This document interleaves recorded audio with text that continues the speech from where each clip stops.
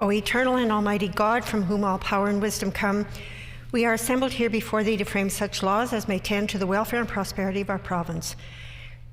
Grant, O merciful God, we pray thee, that we may desire only that which is in accordance with thy will, that we may seek it with wisdom and know it with certainty and accomplish it perfectly, for the glory and honor of thy name and for the welfare of all our people. Amen. Please be seated. The Honourable House Leader for the Official Opposition on a matter of privilege. Miigwech, Madam Speaker.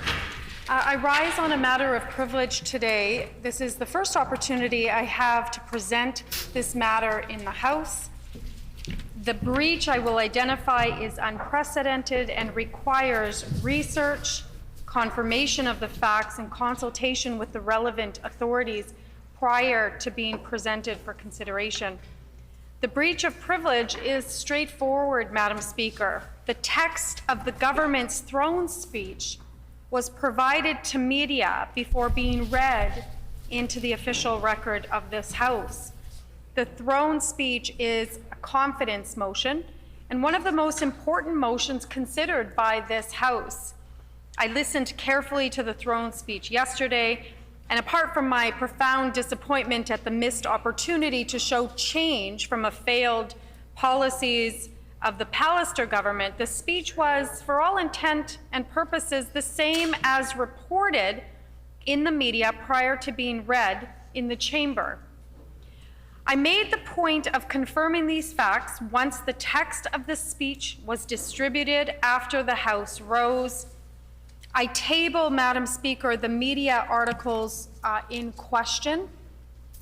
The authorities are clear on this question. The text of motions, bills, and other matters for this House must be presented to the House itself first. House of Commons Procedure and Practice, 3rd edition, cite the example of legislation or motions being provided to media prior to being presented in the House as a paradigmatic example of a breach of privilege. This is a matter for the House to resolve, Madam Speaker, and if not for the government to sweep it under the rug.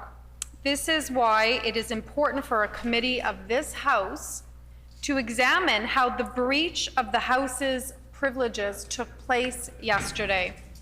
As a result, I move, seconded by the member for Concordia, to immediately empower an all-party committee of this House to investigate this serious breach of privilege and to make recommendations to the House on how to avoid this situation from ever taking place again. Miigwech.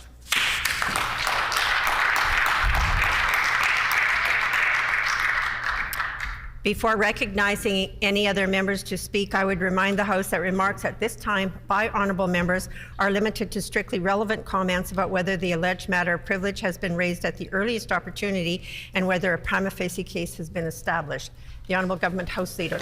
Thank you very much, Madam Speaker. I'm reminded of former NDP Government House Leader Jennifer Howard, who once said in this House that when the opposition doesn't have any issue with the content, they go to process, Madam Speaker, and I think that that's a bit of an issue here today. But there are really two issues that are at play here, Madam Speaker. There is the issue whether or not this is a serious matter, and then there's the issue whether or not it is in fact a breach of privilege. The government will not take any sort of quarrel with the issue that it is a serious matter. The Premier has already stated that it is a serious matter and is taking action on that within government, Madam Speaker. There is no argument that it's a serious issue. The issue about whether or not it's a matter of privilege is something entirely different, however, Madam Speaker, and I would cite a couple of sources. Speaker Hicks in this House in 2007, when addressing a similar matter, said that there are items that must be tabled in this House, and once tabled, those copies are officially made available to members. However, Speaker Hicks said that in the case of a throne speech, this is a bit of an anomaly in that no copy of the speech is officially tabled through the House. It is read into the House, but there's not an official copy tabled in the House. In addition, there are no formal rules and practices of the House that dictate when the government is free to release the throne speech. So Speaker Hicks said, "I note that in the case of the throne speech, copies are not tabled or given to members, so I must rule that there is no rule or practice that the Speaker could be enforcing in this instance." That was NDP Speaker, well, Speaker of the House, who was an NDP member, George Hicks. There's also a precedent from Ontario, which I'll reference Speaker Abbott in Ontario, speaking to a similar issue. And he said on October 23, 2007, ruling in the Canadian House of Commons, indicated that there is no procedural authority for the claim that the premature disclosure of the speech from the throne constitutes a breach of privilege of the members of this House. It is, in fact, a parliamentary convention, but not a privilege. So, Madam Speaker, again, the government does take this issue very seriously, and the Premier has already indicated that, but it is not a matter of privilege by the precedents that I've stated in the House, Madam Speaker.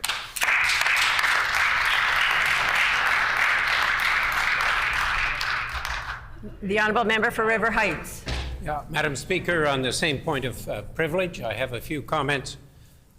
First of all, I note that the government has repeated on many occasions in the last few days that it wants a more collaborative approach. This is an opportunity to follow through on that commitment and have a more collaborative approach and working with other parties to identify problems and to look for solutions. The government has agreed that this is a serious matter. There's no reason why a collaborative approach should not be used, and every reason, as the Premier has repeated, to use a collaborative approach. The question that has been raised by the House Leader for the government is that this is not a breach of privilege because this document wasn't tabled. Well, I submit, Madam Speaker, that putting the document in Hansard, it may not be tabling it, but it's every bit as any other way that you can make sure that it gets in the Hansard record. And I would suggest, Madam Speaker, as well, that this is Manitoba, it's not Ontario.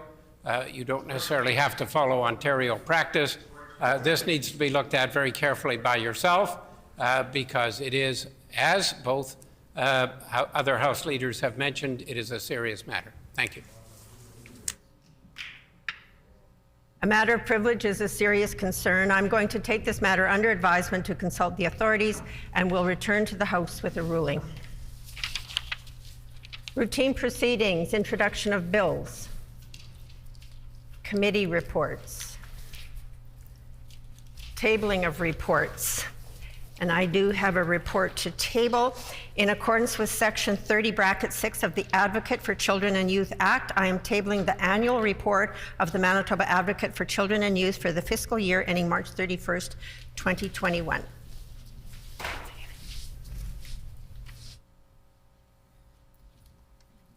Ministerial Statements. The Honourable Minister for Health and Seniors Care, and I would indicate that the 90 minutes notice prior to routine proceedings was provided in accordance with our Rule 26(2). Would the Honourable Minister please proceed with her statement? Thank you, Madam Speaker. This past Sunday marked the beginning of Manitoba Substance Use and Awareness Week. The theme for this year is Driving Change Together. It is our hope that by observing this week, we can rally more support to this cause. A study from the Centre of Addictions and Mental Health noted that 1 in every 5 Canadian will experience mental illness or addiction in their lifetime. Madam Speaker, this is an illness with symptoms often hidden by those living with it. They suffer in silence, sometimes to keep their loved ones from worrying about them, sometimes because they feel if they speak up, no one will listen. Our government is committed to improving the health and well-being of all Manitobans. Accessible, evidence-based mental health services are a key component of our healthcare system. But if we are to address the problem of substance abuse, we must first confront the stigma toward people afflicted by it. Today, on the steps of our legislature, Overdose Awareness Manitoba has placed purple carnations in honor of those who have lost their lives to overdoses over the first 6 months of this year. Their work takes many forms, Madam Speaker. Together, their members gathered over 4,000 pairs of socks for the Main Street Project Socktober campaign. For that and their ongoing work to raise awareness, I say thank you. I also want to thank those working on the front lines, police officers, firefighters, nurses, and paramedics, who remain some of our most important allies in this fight. But I want to extend those thanks further to social workers, crisis counselors, community outreach coordinators, caseworkers, therapists, and countless others who've made the well-being of others their life's work. For those who have recovered from their addiction and found peace in this newfound health, I'm humbled by your strength and resilience. You stand as a shining example to those still struggling and proof to everyone that those challenges have not and will never define you. To those still fighting their battle with addiction, those hundreds of people I've mentioned stand ready to guide you through your recovery and bear witness to the person we know you can be. The work of initiatives like the Spence Neighborhood Association, Clinic Community Health Center, and the Tamarack Recovery Center are essential to our efforts to combat addiction. We cannot do this without organizations like them. Madam Speaker, this is why the theme is driving change together. Those affected by addiction may believe they are alone, but this is just not true. We see you, we hear you, and we will and can help you. Thank you, Madam Speaker.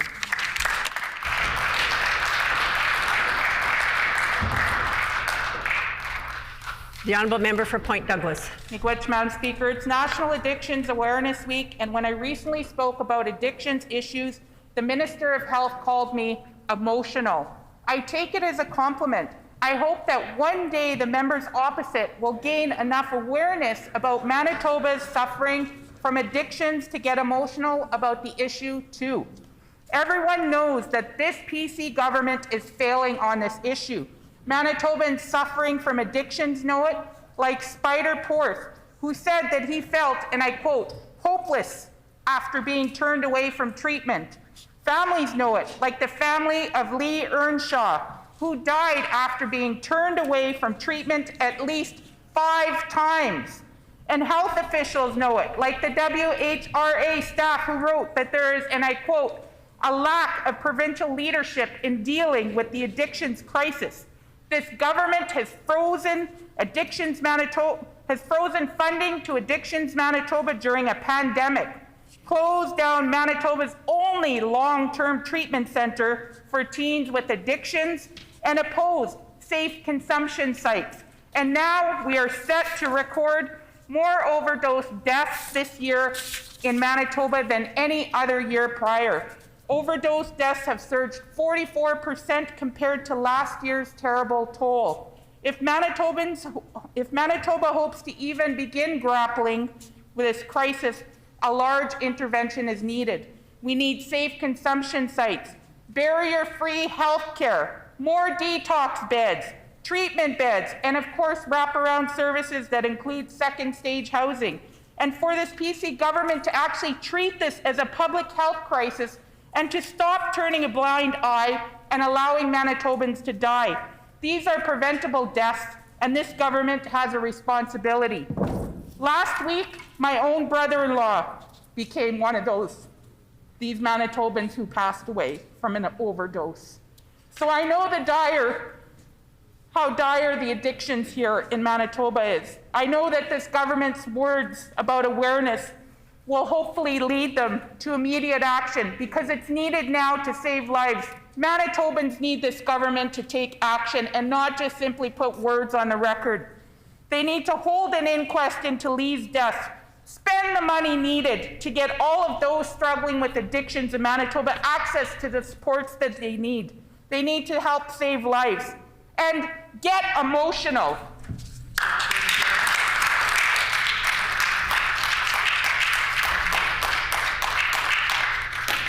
The honourable member for River Heights. Madam Speaker, I ask leave to speak to the minister's statement. Does the member have leave to respond to the statement? Leave has been granted. The honourable member for River Heights. Madam Speaker, this is National Addictions Awareness Week, or Manitoba Substance Abuse and Awareness Week. As a demonstration in front of the Legislature at noon today by Overdose Awareness Manitoba shows, we are ever more aware of the inadequacies of the present government's approach to addictions. 199 Manitobans died from overdoses in the first half of 2021. 199 Manitobans.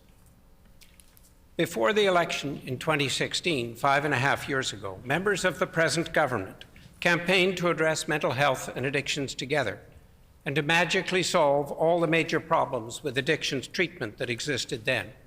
It has not happened. The situation, in fact, has gone from bad to worse. The story of Lee Enshaw illustrates this, a respected commercial fisherman in British Columbia who'd been 3 years sober. He came to Manitoba in December 2020. Sadly, he started using fentanyl and became homeless. He wanted to stop using fentanyl, but needed help. He made 5 attempts to get that help, to get detox, to get him off fentanyl. 3 were through the Rapid Access to Addictions Medicine, or RAM, clinics. He tried initially at the Main Street Project. There were 7 open beds for detox, but Main Street Project would not accept him because these beds, though empty, were designated for people seen at RAM clinics. Next, he tried the RAM clinics. This time, though there were detox beds available at Main Street Project, they were not designated RAM beds, so they could not help him. After several more attempts to get help, on June 24th, he died from an overdose. There needs to be an inquest into the death of Mr. Earnshaw. It will be instructive not only as to the problems with the current approach to addictions, but could also suggest some significant improvements. Such improvements are badly needed. Thank you, Madam Speaker. Let us hope we can move on to a better world in which we have less addictions and substance abuse and much less overdose as a result of this. Thank you.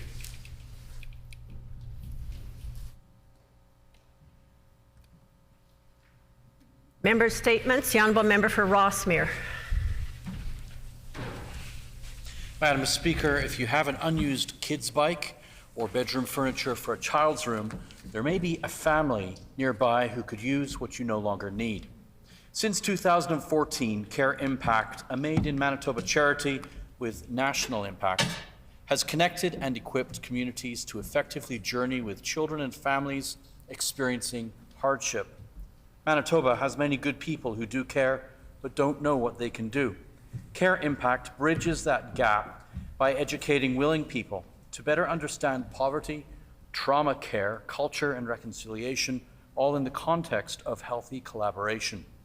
Care Impact partners with child welfare professionals who securely, confidentially and anonymously submit requests for the needs of children, youth and families. Current requests include size 9 boots for a single mother, as well as short-term meal delivery for an individual with unforeseen gaps in her surgery recovery plan. Individuals or community organizations view these needs and in turn respond both securely and in confidence. Care Impact has brought together 1,500 people in order to assist some 250 families, including more than 600 children, with an estimated benefit of nearly $250,000. I was pleased to support Care Impact with application for funding in 2020. Their strategic use of resources resulted in many positive reports, including a 4.8 out of 5 rating by those who have benefited from their service. Poverty is everyone's business. We can't all do everything, but we can all do something to lend a hand and share another's burden. I encourage all members of this House and anyone watching to visit the Activate Individual tab of the careimpact.ca website.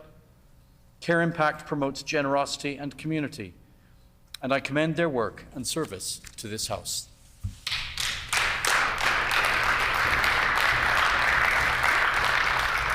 The honourable member for Thompson.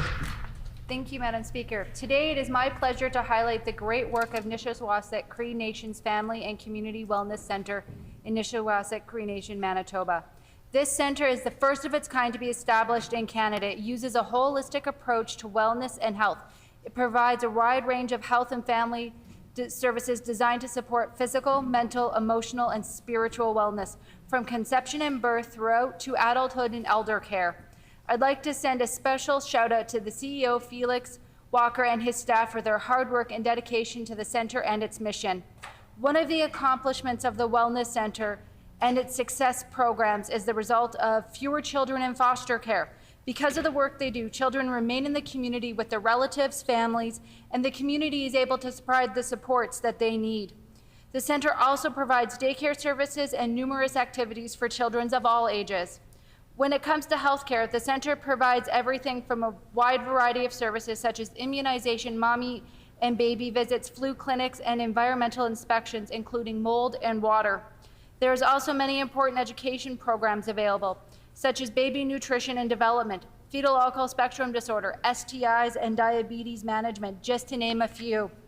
The new program gaining momentum is the NCN Community Youth Cree Court, which will be a community-driven court system to evaluate and rehabilitate youth involved in minor criminal offenses. Once operational, the community court will have jurisdiction to handle youth crime and reduce overall representation of Indigenous youth in Manitoba court system. In every way possible, the program at the Family and Wellness Community Centre focuses on Indigenous traditions, culture, customs, and language. It is truly a community-driven centre that reflects community values and beliefs. Please join me in honouring the Nishawasset Cree Nation Family and Community Wellness Centre for all of the good work they do.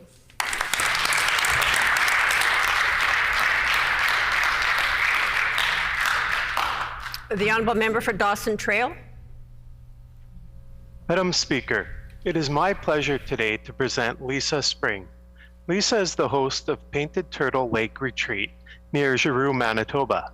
She was named the most hospitable host in Manitoba by Airbnb. Title of most hospitable is based on the amount of 5-star reviews left from a guest. Along with the 5-star reviews, Airbnb critiques include communication, check-in experience, and cleanliness. With what is just a hobby to Lisa, her Airbnb, Painted Turtle Lake Retreat, was at the top of the list for highest numbers of reviews at 100%. 2 years ago, Lisa became disabled from a severe chronic illness. Being confined to a wheelchair, the work could not be done on her own. Lisa shows much gratitude to her co-host parents and cleaning staff. Lisa feels nothing short of privileged to have the opportunity to take over the family-owned land and run such a successful business. It's easy to understand why Lisa has been given so many 5-star ratings, when her most favorite part of hosting is just having guests on her property, sharing stories and adding history to her family's land. She strongly believes in doing her share to build a strong, positive community as a whole, and is always grateful to her guests who made her vision a possibility.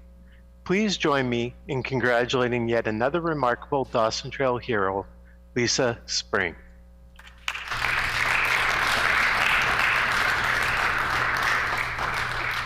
The honourable member for Fort Garry. Thank you, Madam Speaker. As our province enters the 4th wave of COVID-19 pandemic, a major concern has been the increased outbreaks among students in our schools. Manitoba has declared as many COVID-19 outbreaks in schools within the first 7 weeks of this school year as it did in all of the previous school year. But this government is not taking enough action to support our schools and keep children and families safe. One of the affected schools is Ralph Maybank in my constituency, which recently experienced a major outbreak where 16 students, or 10% of the school, tested positive for COVID-19, while there were 66 cases in the Fort Garry region as a whole. I was contacted by a concerned parent who said they were not properly informed and not enough measures were taken to control the outbreak. Ralph Maybank School is made up of mostly new Canadians, and language barriers and lack of access to communication resources that many of us take for granted. This government should be going above and beyond to give schools the tools and resources to connect with families, such as making sure information is provided in various languages and rapid response teams are in place when outbreaks happen. There's also needs to be better emergency plan for remote learning. Smaller class sizes, better ventilation to mitigate outbreaks. It is a scary thing for parents to find out that there are COVID cases at their child's school, but even more so when they're not able to get the answers they need in a timely manner. After 20 months of this pandemic, this government should be better equipped to handle COVID outbreaks at schools. I'm calling on this government to take action and do more to keep our kids safe at school.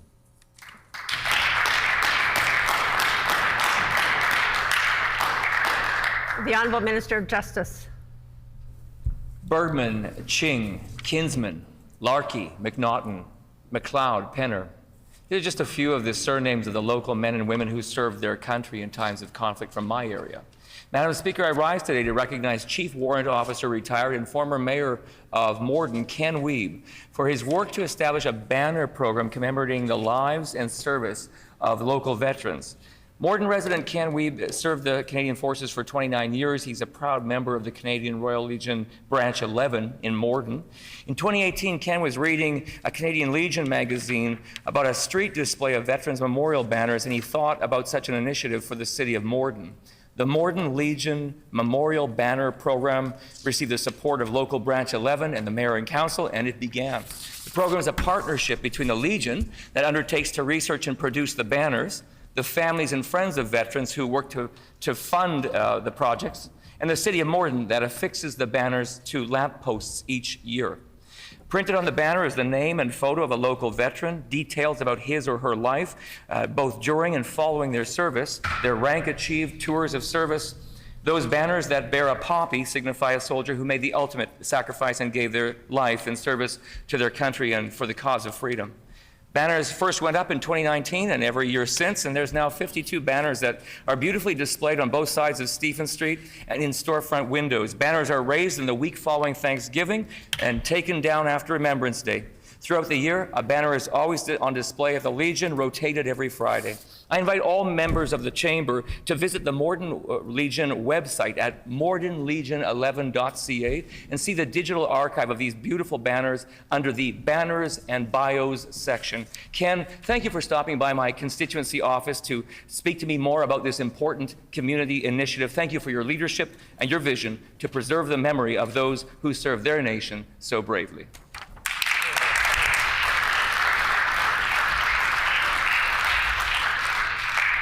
Oral questions. The Honourable Leader of the Official Opposition.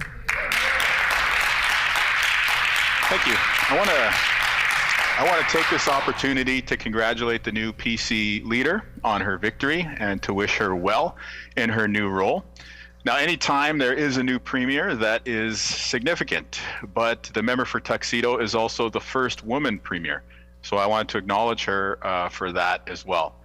Now, we know that we have many differences of opinion, to say the least, in the chamber, but we also know that when Manitoba's government succeeds, that's good for everybody in the province. And it is my view that a strong opposition should make government better. So we will be offering many, many, many opportunities for the PCs to do better. I do have a question about the throne speech, but I figured I would begin with those comments.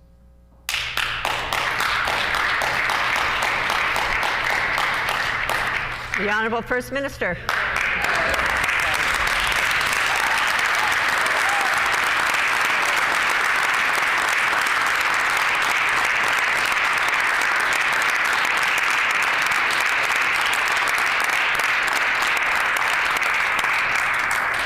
Thank you, and thank you, Madam Speaker, and I want to thank the Leader of the Opposition. I think this is a great start, and I look forward to more days of these kinds of questions. These are great questions before the Manitoba Legislature, and I look forward to those deliberations in the months and years ahead, Madam Speaker. I do also want to wish the Leader of the Opposition well. We look forward to seeing him and welcoming him back into the chamber very soon as it's safe to do so. So we wish him very well. I also want to take this opportunity, Madam Speaker, to extend our thoughts and prayers to all of our friends and relatives out in British Columbia who are going through a very, very difficult time right now. And obviously they're in our thoughts and prayers at these times. We will continue. I have spoken to Premier Horgan. We will continue to, as Manitobans do, reach out and help in any way we can to our neighbours. Thank you.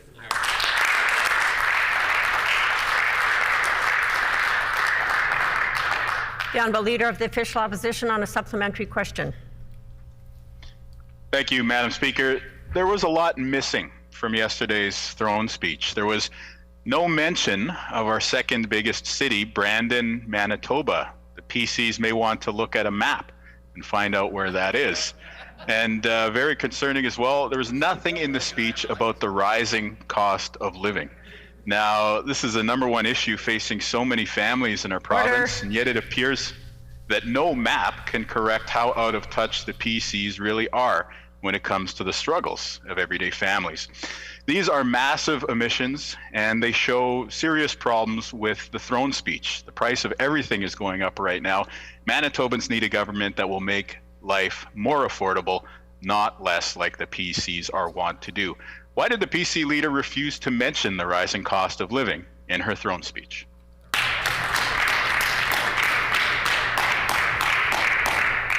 The Honourable First Minister. Well, I thank the Leader of the Opposition very much for that question, and it was great to have Mayor Rick Crest here as part of the throne speech yesterday. We had a great discussion, only just a few days in the job. I was out visiting in Brandon along with my colleagues from the Brandon area, and we met with Rick Crest, we met with the Chamber, we met with the Brandon Sun. We will continue to work together with those and our friends in Brandon. Madam Speaker, perhaps the Leader of the Opposition read a different throne speech than what was presented here yesterday, Madam Speaker, but certainly there was a great deal to do with economic recovery within that throne speech. I would refer him back to the throne speech to maybe have another look at it. Another look.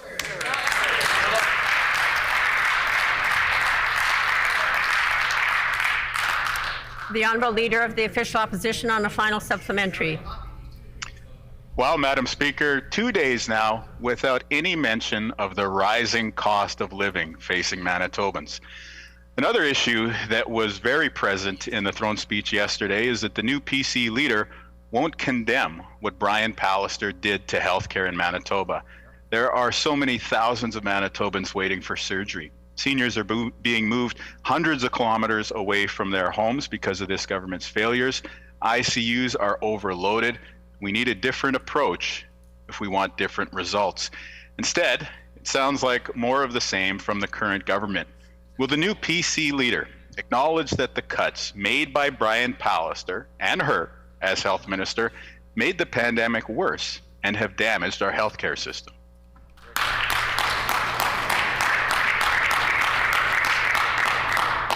The Honourable First Minister. Well, thank you very much, Madam Speaker. And I just want to take this opportunity to thank all of those who are working in our healthcare system, those in the front line who are helping Manitobans, keeping them safe, keeping them healthy, Madam Speaker, and all the incredible work that they do. In fact, this was mentioned and a great deal and was highlighted in the throne speech that was delivered here by Her Honour yesterday, Madam Speaker. We touched on COVID. We are still in the middle of a pandemic, in the middle of the fourth wave. There are some challenges with respect to surgical and diagnostic backlogs. I want to thank the Minister of Health for the incredible work that she's doing, along with her officials, along with those in the front line who are helping to address some of those issues.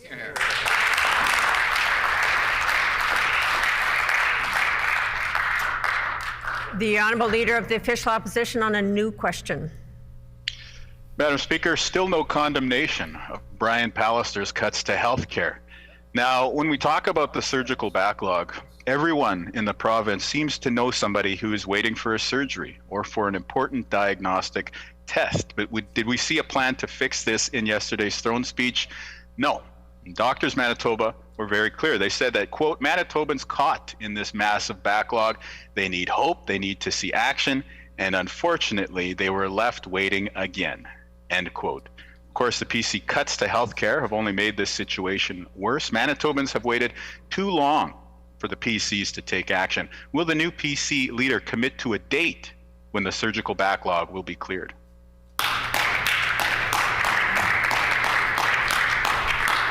The Honourable First Minister. Thank you very much, Madam Speaker. And the Leader of the Opposition and members opposite will know that obviously through COVID, it has caused some challenges within our healthcare system. It's created significant backlogs with respect to surgical and diagnostic procedures. That is nothing that is unique to Manitoba, Madam Speaker. That is something that we're facing all across the country. In fact, I was on a Council of Federation meeting just the other day where we want to ensure that we work together with the federal government to deal with these surgical and diagnostic backlogs. I think if we take that collaborative approach, as the member for River Heights says, Madam Speaker, I think we can get through this together.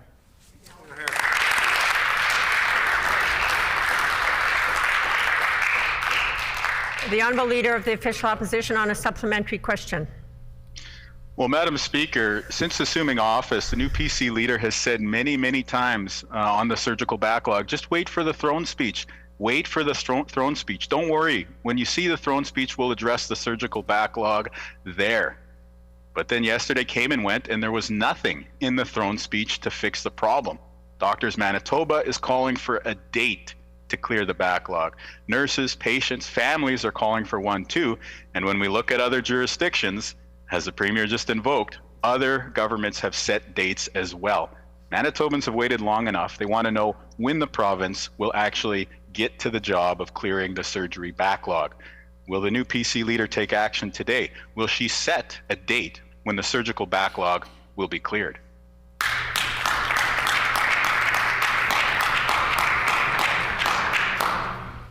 The Honourable First Minister. Well, in fact, Madam Speaker, we are already taking issue with dealing with those backlogs. In fact, we have contracted with organizations and partners to perform over 11,000 additional procedures to begin to address the backlog that has been caused by COVID-19. We recognize that's a start. Work continues to happen, Madam Speaker. We will continue to work with Doctors Manitoba, those working in our front lines in our healthcare system, our clinicians, all those working at Shared Health, all of those working in the departments. This is going to take all of us working together to get through this, and we will work together and make that happen.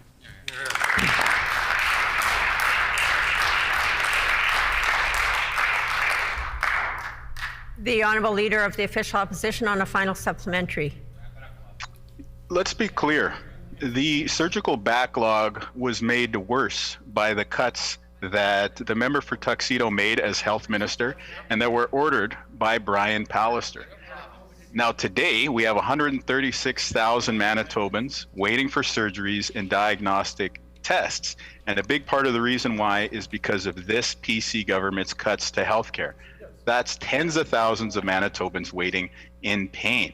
If we don't set a date to get rid of this backlog, it will show that the new PC leader's approach is no different from Brian Pallister's. Will the PCs take action? Will their new leader set a date to clear the surgical and diagnostic backlog?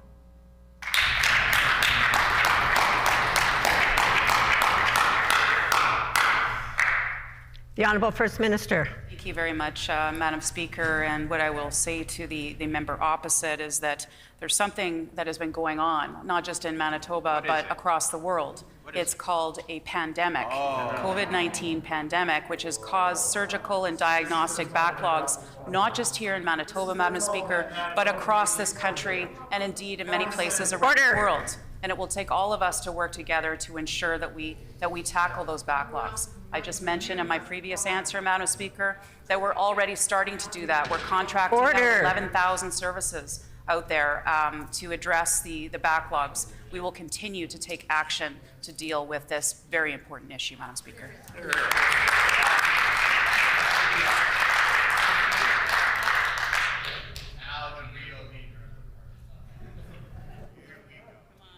Order. The Honourable Leader for St. Oh!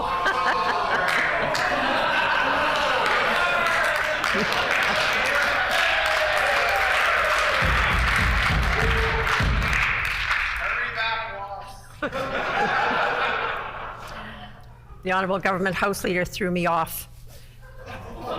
The honourable member for St. John's. Miigwech, Madam Speaker. During this pandemic, Manitoba registered the second highest death rate across Canada. We sent 57 intensive care patients out of province where some of our relatives died, Madam Speaker. Now in the fourth wave of this global pandemic, Manitobans continue to be separated from their families due to insufficient ICU capacities. Seniors are being moved across the province to make space for COVID-19 patients, and care homes are still feeling overwhelmed as outbreaks pop up and staff depart. Will the Premier call an independent inquiry into Manitoba's pandemic response today?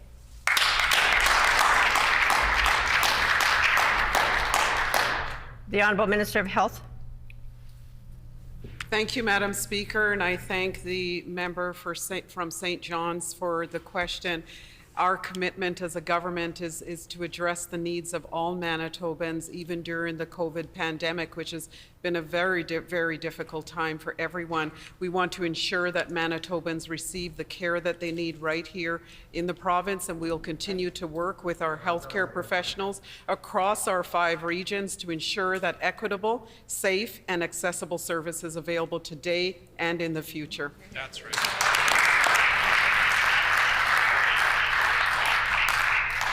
The honourable member for St. John's. Madam Speaker, instead of focusing on addressing the provincial pandemic response and learning from mistakes, this new Premier is focused on her own internal conflicts. She won't commit to an independent inquiry into the provincial pandemic response because she's preoccupied right now investigating who leaked her throne speech yesterday. Madam Speaker. Order, please. Order.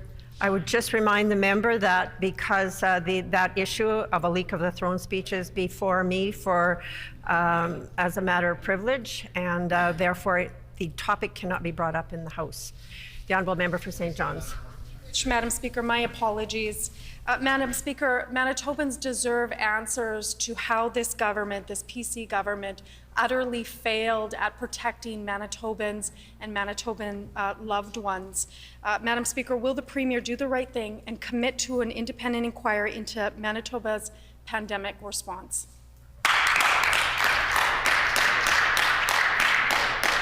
The Honourable Minister of Health. Madam Speaker, our government is committed to ensuring that, as I said previously, Manitobans receive the care that they need.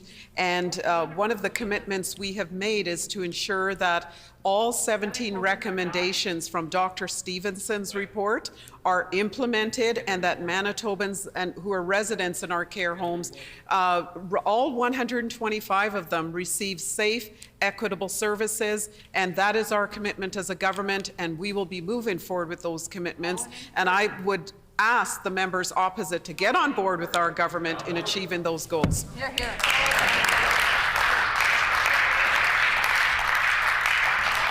The honourable member for St. John's on a final supplementary. Miigwech, Madam Speaker. Members opposite continue to say that there's no playbook in handling a pandemic, and yet we're almost 23 months into a global pandemic. There are lessons to be learned, but only if the members opposite listen to experts, and certainly if they cared enough to call an independent inquiry. This government cut health care, sent our sickest patients out of province, and ignored the warning signs of nurses, doctors, and healthcare providers. And worse still, they don't want to be held accountable for the mess that they've created.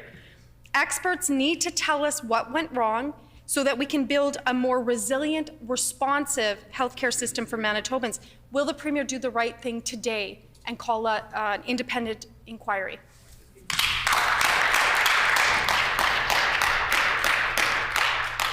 The Honourable Minister of Health. Madam Speaker, we are listening to Manitobans. We've had the benefit of sitting around tables with First Nations, Indigenous, Inuit, Métis individuals to hear their feedback about care in the north and in rural communities. We are meeting with legal health experts and individuals from right across our province. We are listening, we are taking action, and we will continue to move forward in ensuring that Manitobans receive the care that they need.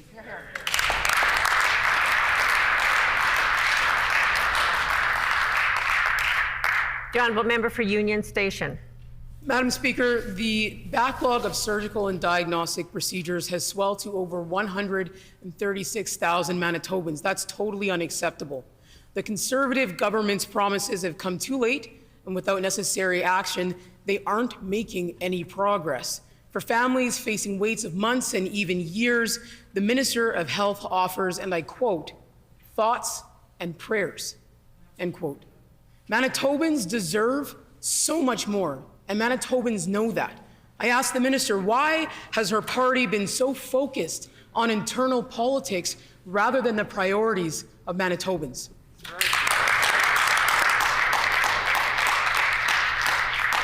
The Honourable Minister of Health.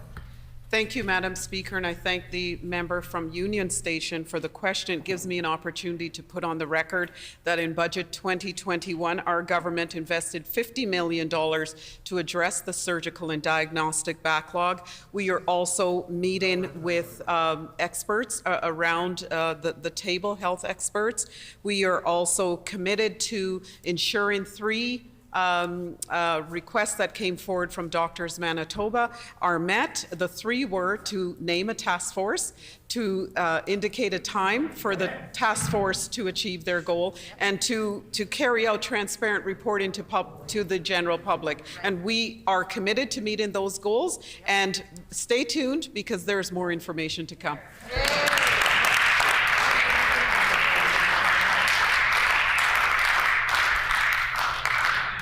The honourable member for Union Station on a supplementary question. Madam Speaker, while the minister asked people to stay tuned, Manitobans are dying while they wait for diagnostic procedures and surgeries.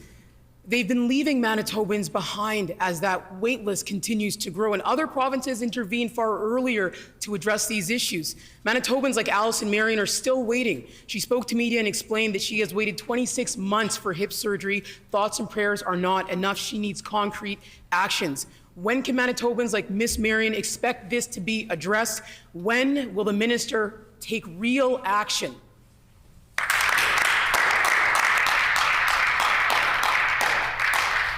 The Honourable Minister of Health. Thank you, Madam Speaker. Our government has taken concrete actions. We have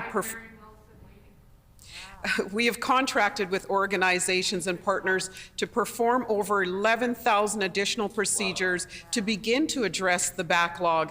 And the October RFSA request for supply arrangement that closed was the 5th that we had put forward requesting supports from service delivery organizations. So we are already carrying out procedures with our service delivery groups, such as hand procedures, foot procedures, cataracts, pediatric dental, plastics, to name many, many more. And we will continue to move forward with ensuring Manitobans get the care they need now.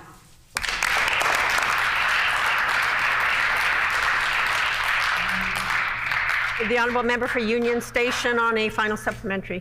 Madam Speaker, the wait list has only grown despite what the minister says. Other provinces use the time between waves of this pandemic to aggressively deal with this issue. Manitoba did not, in part because our health system had been cut short of capacity right before the pandemic. The minister continues to praise her party on what they did or what they have done, according to her, but it's actually meant less nurses in intensive care and less surgical capacity right when it was needed most. You know, her responses of we could have, we're going to, and maybes, that's not good enough. When will this government start fixing its own mistakes?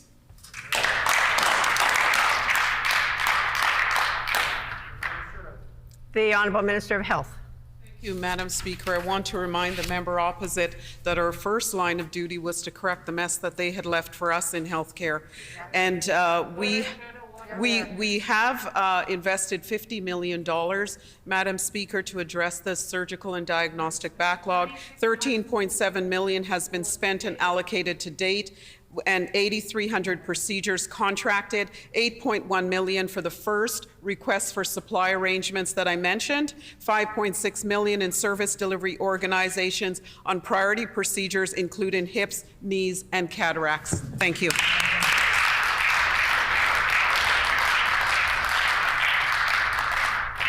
The honourable member for St. Vital.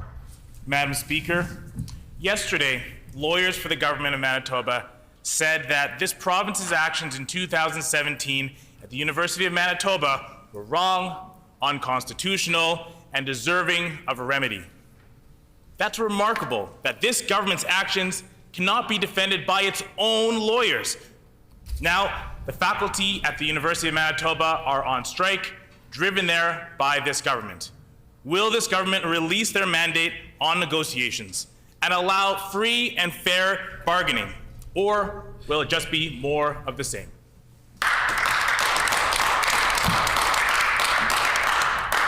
The Honourable Minister of Finance. Thank you, Madam Speaker. And we, of course, are not the employer in this. We do encourage both parties not only just to go back to the table, but take the advice, the recommendations of an independent mediator to end the strike immediately and go back to binding arbitration. That way we can ensure that children, young adults that are in university get the education that they need most.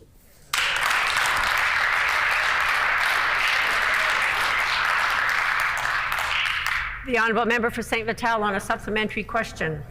Madam Speaker, being wrong and unconstitutional, that's this government's approach.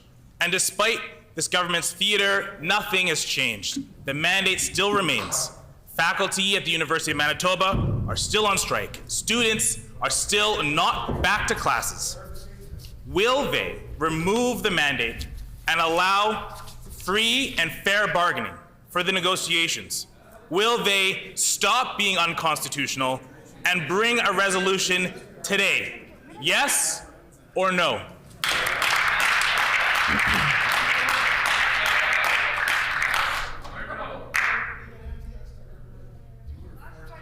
Order. Order. The Honourable Minister of Finance. Well, thank you, Madam Speaker. And of course, we're not the employee. That's something that's decided between the employer and the employer. Thank you very much. What we would encourage all members, including UMFA, is to urge them, both sides, to take the recommendations of the independent mediator to end the strike immediately, go to binding arbitration, so our children, our young individuals, our young youth will have the opportunity to have their university that they're needed. That's a perfect opportunity. It's a balanced approach. We believe that everyone should go to the bargaining table or go to the arbitration that has been put forth by an independent arbitrator.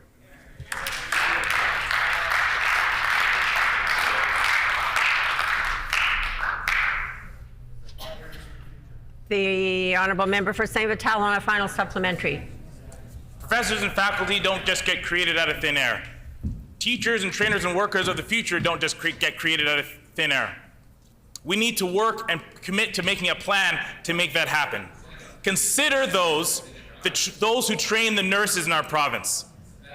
We need the University of Manitoba to work full capacity to train those nurses, but we know that that's in turmoil because of this government.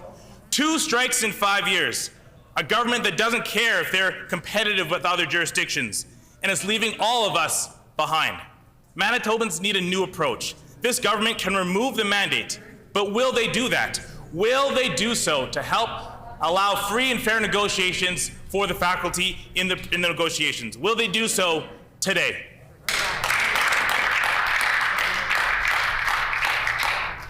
The order. The Honourable Minister of Advanced Education. Thank you, Madam Speaker, and I'd like to thank the member from St. Vital for the question. As the member, again, needs to rise above his standard lines that he's been saying over the last couple weeks, Madam Speaker, will they indeed put students first, Madam Speaker? Respecting the neutral mediator's advice to move forward to arbitration, Madam Speaker. We on this side of the House are standing up for students whilst the NDP and their former political staff politicize the process. Get out of the way, stand on our side, get the students back to class, Madam Speaker.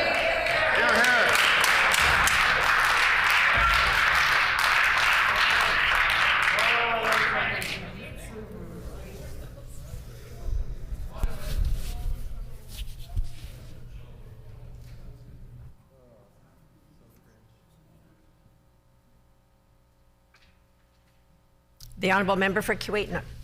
Madam Speaker, the Premier's speech was silent on many things yesterday, but it notably fell short on an apology to Indigenous people here in Manitoba. On a day in which there was an opportunity for the new Premier to separate herself from her predecessor, Brian Pallister, and reset the relationship with Indigenous people, she fell short. After years of racial rhetoric from Brian Pallister, from night hunting, residential schools, colonialism, she refuses to address her government's divisive and harmful comments. Will the Premier apologize immediately to Indigenous Manitobans for her predecessor's racial and divisive comments?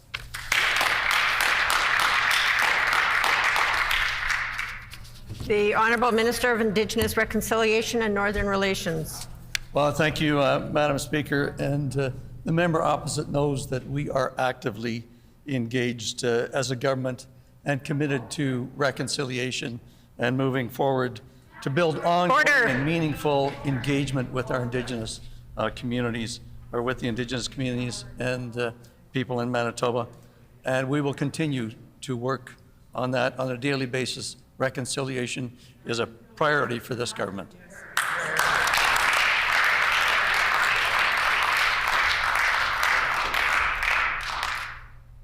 The Honourable Member for Kuwait-Nook on a supplementary question. Thank you, Madam Speaker. Unlike the current Premier, her leadership rival, Shelley Glover, committed to apologizing to Indigenous communities and Manitobans. In fact, she said, and I quote, "When I win, that will be one of my first statements in the House. An apology from the party, an apology from the government for some of the insensitive and harmful things that have been said over many months." Well, there was no apology made by the Premier, who actually won in her first statement yesterday. Will the Premier apologize immediately to Indigenous Manitobans for her government's response and her predecessor's racially insensitive comments?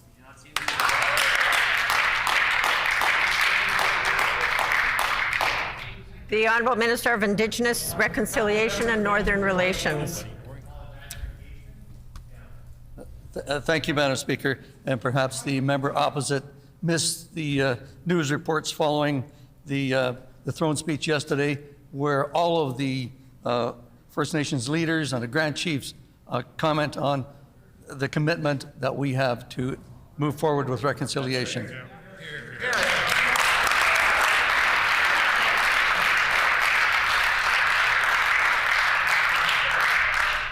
The Honourable Member for Kuwait-Nook on a final supplementary. Madam Speaker, once again, a play on words and a misconstruing of the facts. The PC government has been in place since 2016, and this minister has been a member of that caucus for the entire time. So I ask the minister, is the ability to reconcile with Indigenous peoples in you? Is it truly in you? And if it is, look up in that camera right now and tell Indigenous peoples today what concrete actions you're in fact going to take to further reconciliation today.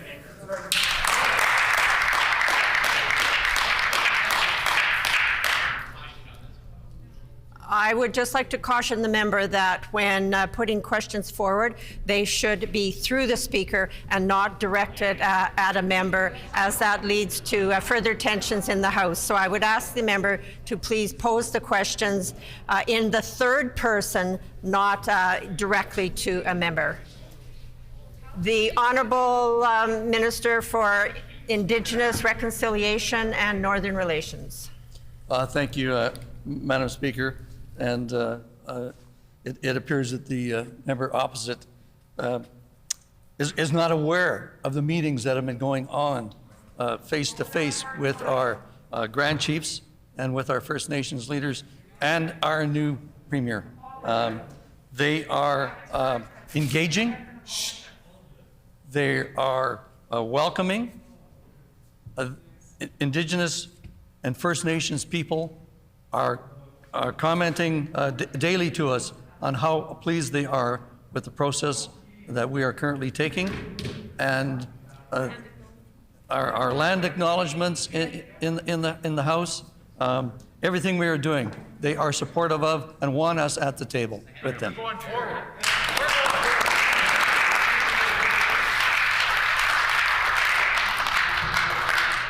The Honourable Member for St. Boniface.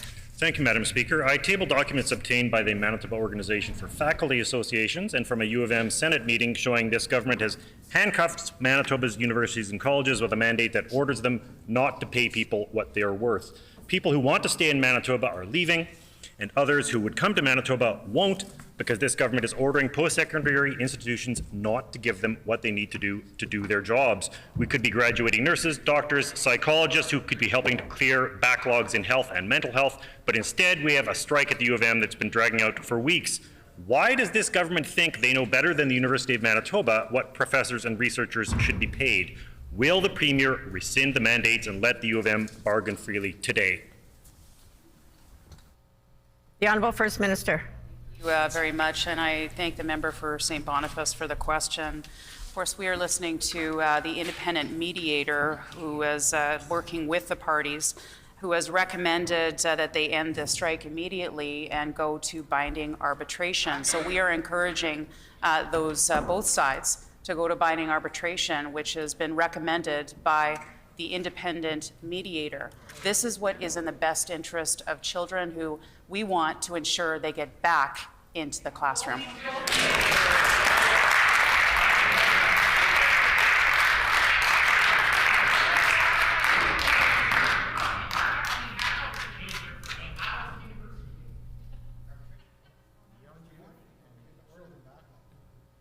The Honourable Member for St. Boniface on a supplementary question. Thank you, Madam Speaker. The University of Manitoba, its research, training and teaching offers a path out of this pandemic. They innovate, they graduate. I table a letter from a U of M researcher who reached out to me whose work has had global impacts.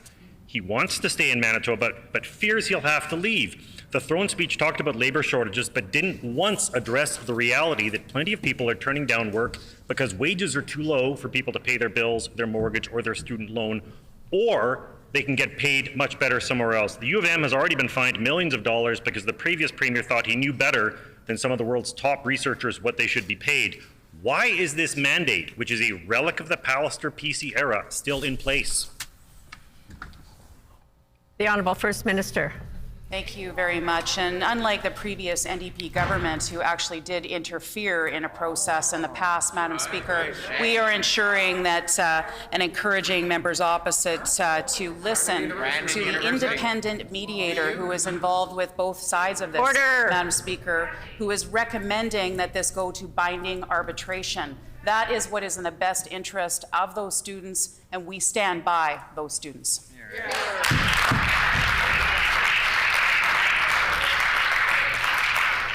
The Honourable Member for River Heights. Yeah, Madam Speaker, for 22 days, a strike has been causing chaos at the University of Manitoba. Major researchers and teachers are so upset with the chaos, uncertainty, and lack of support from this government that some are considering going elsewhere. Recruitment has been extremely difficult because of the uncertainty and the lack of support for the university and its star teachers and researchers by this government. Students are caught in the middle of the chaos created by this government. The Premier has had 22 days in office as Premier to provide the leadership and to end the chaos. She has not. Why has the Premier failed to act to show support for exceptional teachers and researchers and for the students at the University of Manitoba? The Honourable Minister of Advanced Education. Thank you, Madam Speaker. And Madam Speaker, I understand that the member never lets facts get in the way of his rhetoric, Madam Speaker. Will he and his party stand up today and confirm that both sides should be listening to the mediator, end the strike immediately, and resolve their difference through binding arbitration, Madam Speaker?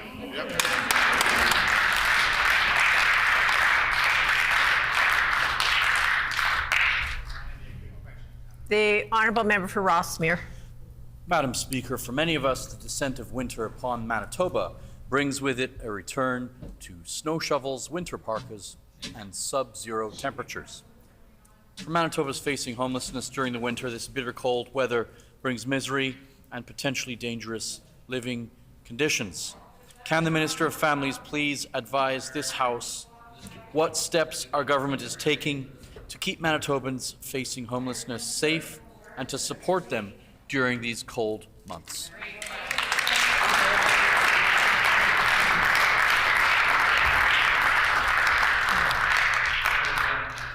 The Honourable Minister of Families. Thank you very much, Madam Speaker, and I thank my friend from Rossmere for that question. On Friday, I was very pleased to attend an announcement with our Premier, as well as End Homelessness Winnipeg CEO Jason Whitford, as well as Grand Chief Arlen Dumas from the Assembly of Manitoba Chiefs, for a new investment in shelter spaces to get people in from the cold this year. We have invested at $1.5 million to have an Indigenous-led, low-barrier option for people to get in from the cold for new shelter spaces. This announcement follows on the heels of the first ever homelessness prevention initiative that our government announced previous this year, a $5.6 million rent bank to help people maintain their housing and to keep people in housing options in the province of Manitoba. Thank you, Madam Speaker.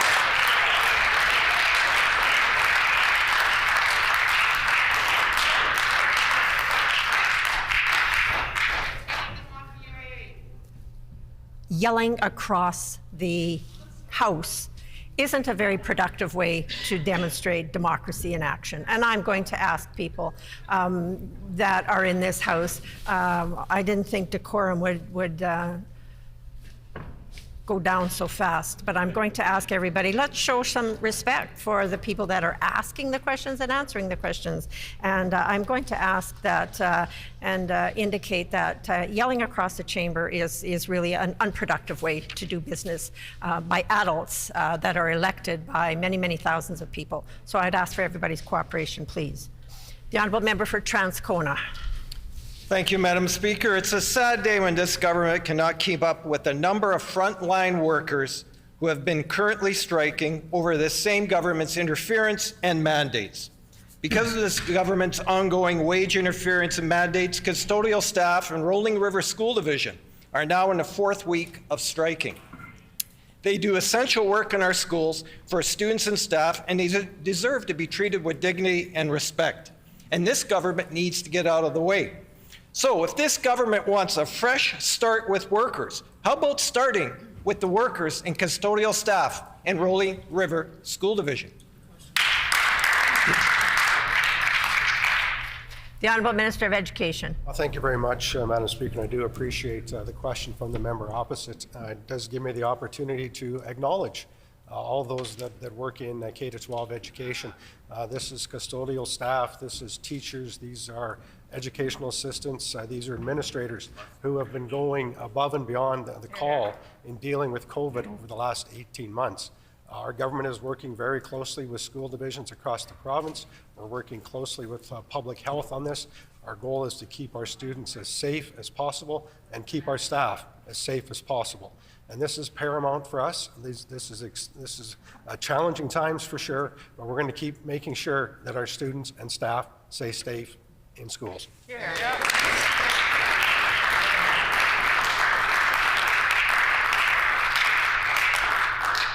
The Honourable Member for Transcona on a supplementary question. Thank you, Madam Speaker. I'll just ask the Minister, instead of acknowledging staff for all the stuff that they've been doing, how about some real concrete action? How about some real support for schools? How about making sure that rapid tests are available and paid for by government? Instead, this is what we get. Platitudes, acknowledgement, thoughts and prayers. It's simply not enough. So I'll ask the Minister again, will they withdraw these wage mandates and letters and get to real negotiating with people that need their contracts settled?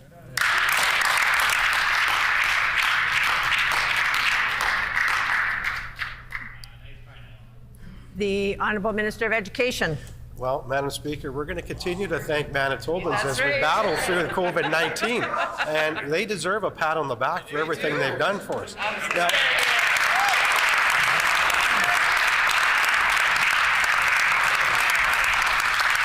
members opposite should know that we are not the employer. The school division is the employer. They can negotiate. We allow them to mediate. If we got involved, that would be the first thing members opposite would do, saying that we were interfering with the process. Madam Speaker, we encourage the process to unfold as it should.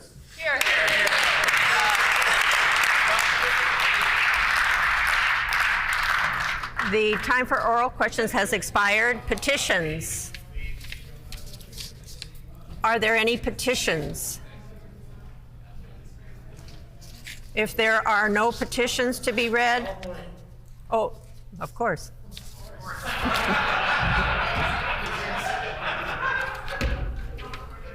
The honourable member for Elmwood. Thank you, Madam Speaker. I wish to present the following petition to the Legislative Assembly. The background to this petition is as follows. Number one, over 25,000 vehicles per day cross the Louise Bridge, which has served as a vital link for vehicular traffic between Northeast Winnipeg and the downtown for the last 110 years. Number two, the current structure will undoubtedly be declared unsafe in a few years as it has deteriorated extensively, becoming functionally obsolete, subject to more frequent unplanned repairs, and cannot be widened to accommodate future traffic capacity. Number three, as far back as 2008, the City of Winnipeg has studied where the new replacement bridge should be situated. Number four, after including the bridge replacement in the city's 5-year capital budget forecast in 2009, the new bridge became a short-term construction priority in the city's transportation master plan of 2011. Number five, city capital and budget plans identified replacement of the Louise Bridge on a site just east of the bridge and expropriated homes there on the south side of Nairn. Order. Anticipation of a 2015 start. Number six, in 2014, the new city administration did not make use of available federal infrastructure funds. Number seven, the new Louise Bridge Committee began its campaign to demand a new bridge, and its surveys confirmed residents wanted a new bridge beside the current bridge, with the old bridge kept open for local traffic. Number eight, the NDP provincial government signaled its firm commitment to partner with the city on replacing the Louise Bridge in its 2015 throne speech. Unfortunately, provincial infrastructure initiatives such as the new Louise Bridge came to a halt with the election of the Progressive Conservative government in 2016.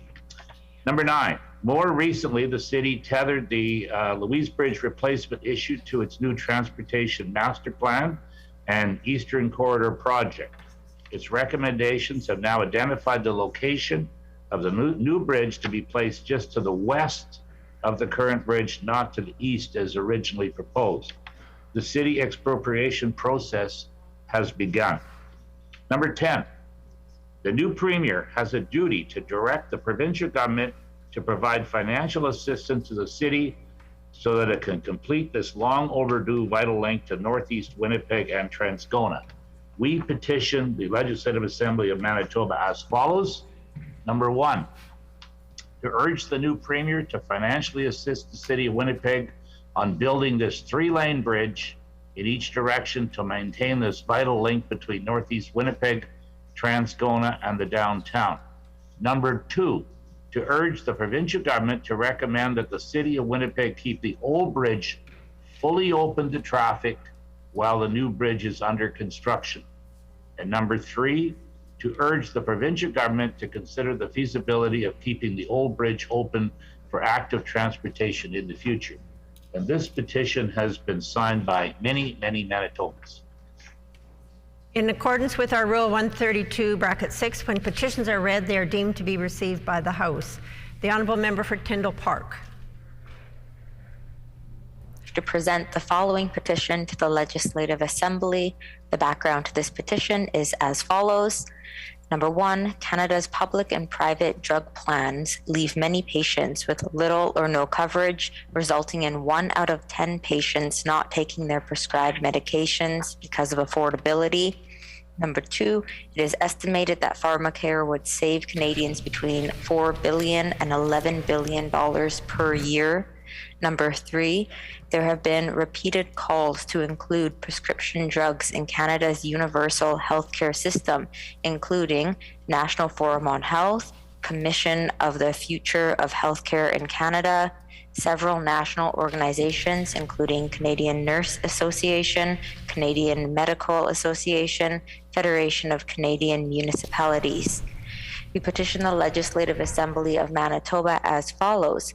Number 1, to urge the provincial government to encourage the federal government to amend the Canada Health Act by adding prescription medicines prescribed by a licensed practitioner to the definition of covered services in accordance with an established formulary.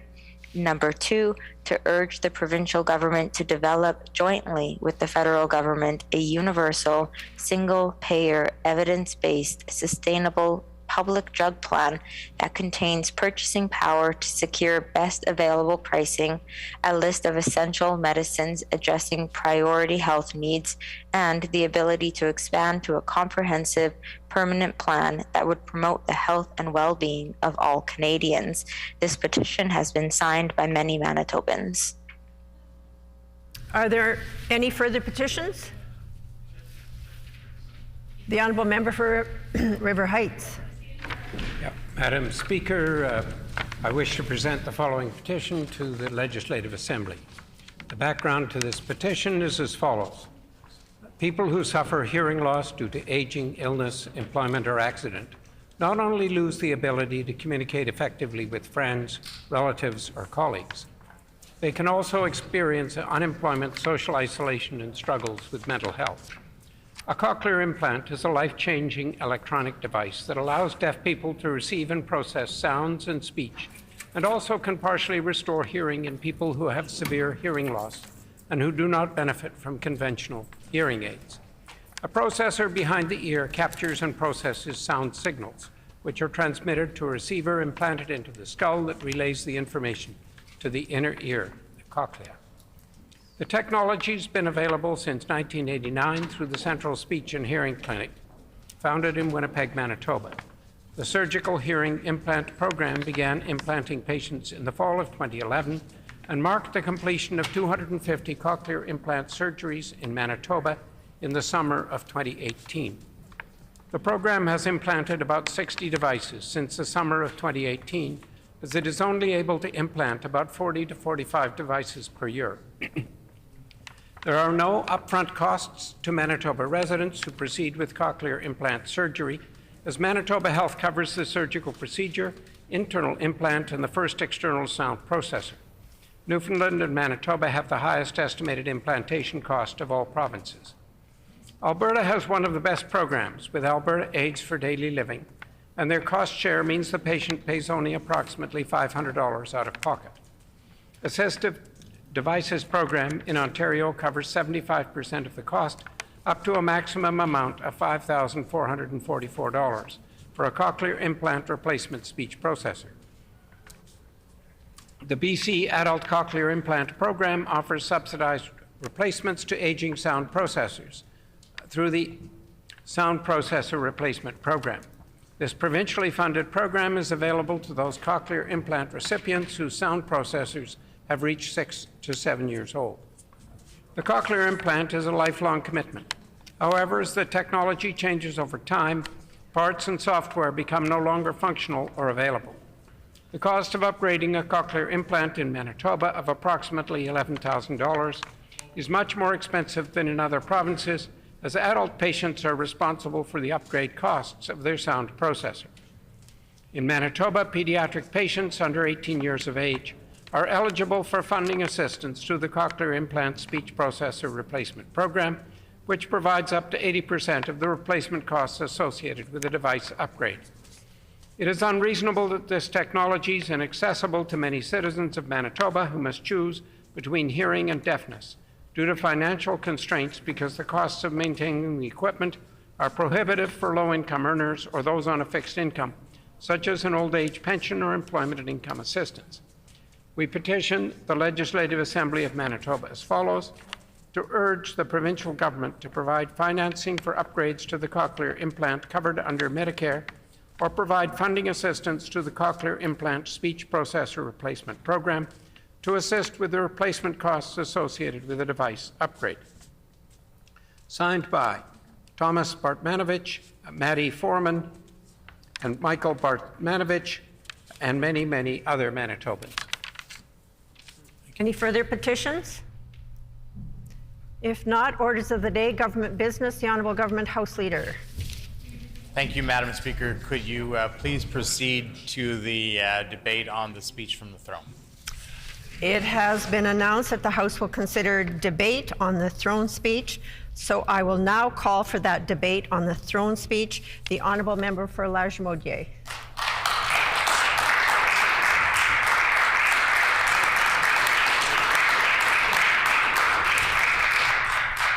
Madam Speaker, I move, seconded by the member for Seine River, that the following address be presented to Her Honour, the Lieutenant Governor.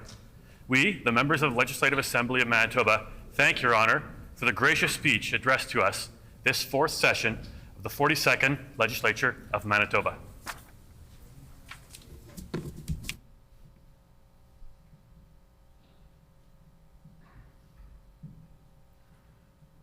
It has been moved by the honourable member for Lagimodiere, seconded by the honourable member for Seine River, that the following address be presented to Her Honour the Lieutenant Governor.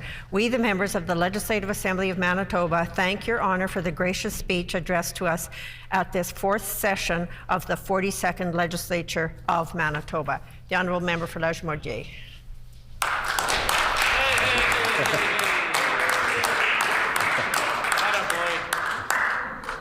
Thank you, Madam Speaker. It is truly an honor to rise in the chamber for the first time in this legislative session to speak to our government's throne speech, Path to Progressing Together. Merci, Madame le Président. C'est un grand plaisir de prendre la parole aujourd'hui au sujet de notre discours du trône. First, though, I would like to take a moment to thank our Lieutenant Governor, Her Honour, for her years of public service as Vice-Regal Representative. Having been a social worker, philanthropist, community activist, and members of the Order of Canada and Order of Manitoba, she has long been a respected member of our community. As a spouse of a former premier, she has been no stranger to politics, and I believe that Manitoba has been better off because of her service to our province in all of her capacities. Absolutely. As yesterday's throne speech will likely be her last, I know that I speak for everyone in the chamber when I say thank you to Her Honour. When speaking of service, it is hard to believe that it's been over 5 years since the 2016 election, which saw many MLAs in this chamber get elected for the first time, myself included.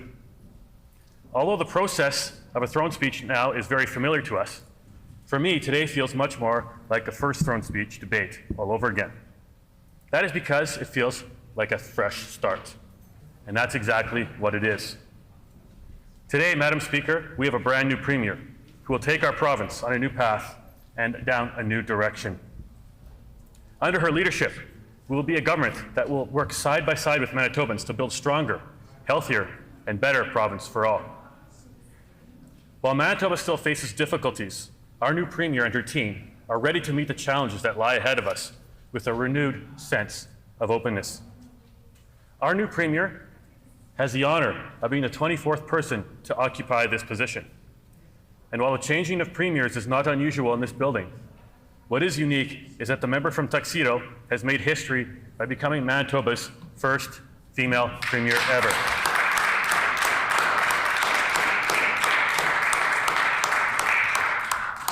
Congratulations, Madam Premier. Our new premier will bring a style of governing to our province, a new style of governing to our province, a government that is willing to listen, one that is open, engaging with Manitobans, and committed to the grassroots of our great province. I look forward to this new style of governing that is embarking on a path in a new direction. Our government will reach out and work side by side with people across this province towards building a better Manitoba. I would be remiss if I did not thank the member for Steinbach for his service as the 23rd Premier of Manitoba.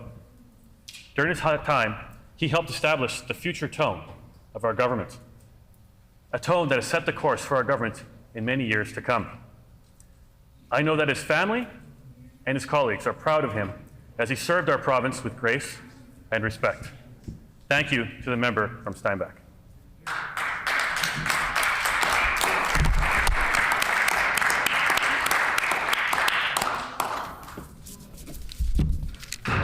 To the residents of Lagimodiere, I thank them for placing their trust in me to represent them in the Manitoba Legislature. I know that it has been a very challenging 22 months. However, the people of our province have proven once again to be resilient. And in keeping with our friendly reputation, Manitobans have demonstrated their willingness to help those in need. Throughout the pandemic, Manitobans rallied together to help feed frontline healthcare staff.